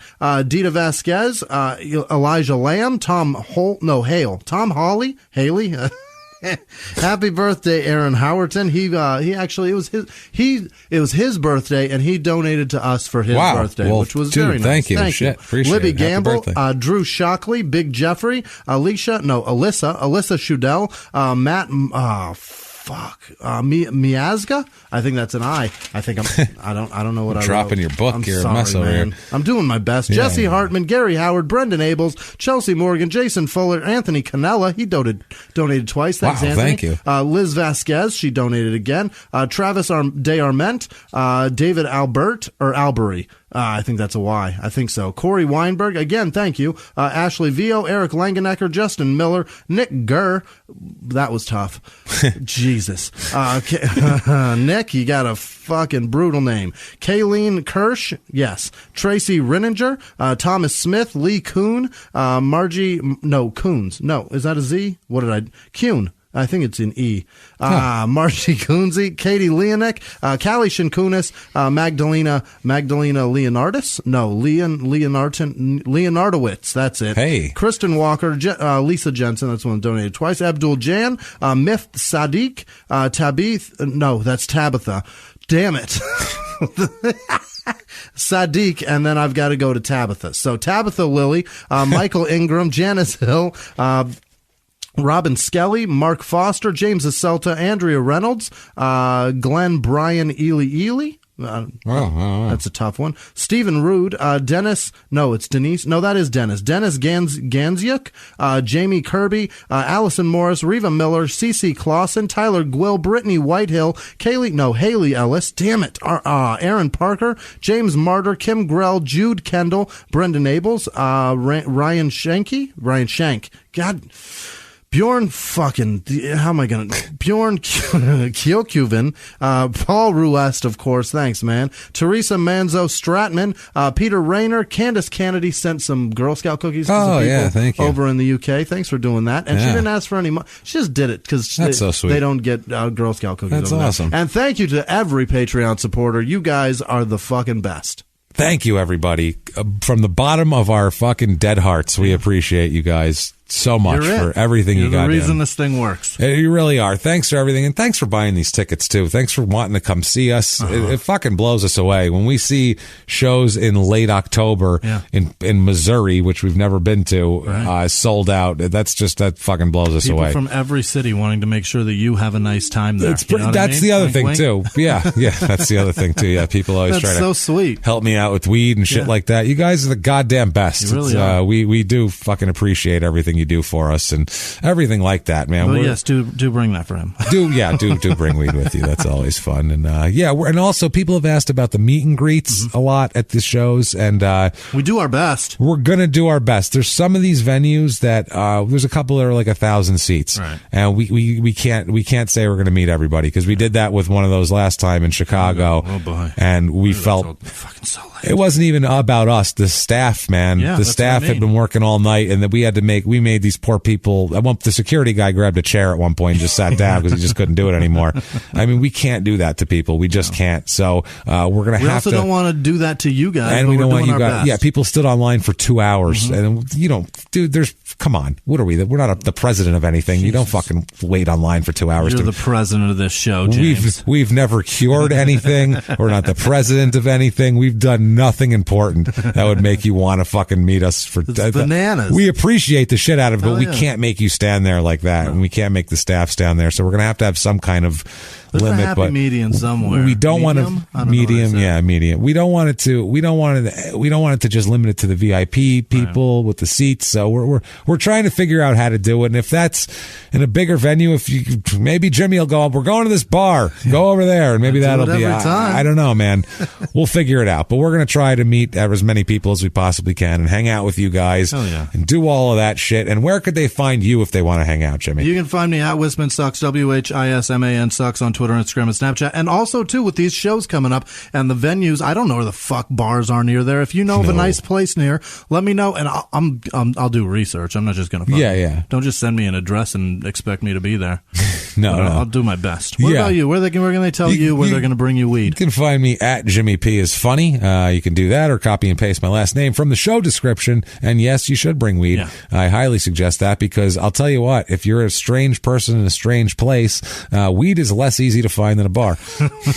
Very difficult. Yeah, you can't just Google that. No, you can't. So unless I'm in one of a few certain states, which will be in a couple of them, then I have to depend on others. Rely on you. Yes. So and others too, if we know anybody. But we appreciate every fucking thing you guys do for us. Thank you so much, everybody. And until next week, everybody, it's been our pleasure. Bye.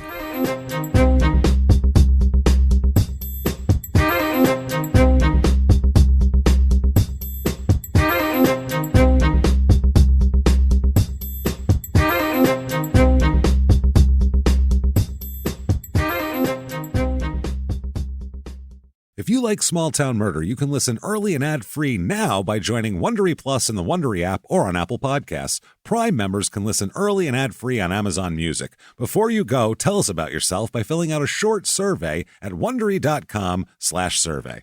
In the 1980s, a rosé swept the country. Hey, Mike, I really like this White Zinfandel. Well, good. Now put it down. I'm going to try another one. White Zin became America's top-selling wine. But most don't know that this sweet drink has a sour history. What began in 1986 with counterfeit bottles. A big fraud, a multi-million-dollar fraud. Sent investigators chasing one of the most powerful families in the business, the Licciardis. But the closer the feds got to them, the more dangerous things became. It's a story of deceit. At the time, I was paranoid. Threats. You touch my kids, I will kill you. And murder. With a .22 caliber bullet to the head. What started with a scheme to mislabel wine spilled into a blood-soaked battle for succession. Welcome to Bloodvines. You can binge listen to Bloodvines exclusively and ad-free on Wondery Plus. Join Wondery Plus in the Wondery app, Apple Podcasts, or Spotify.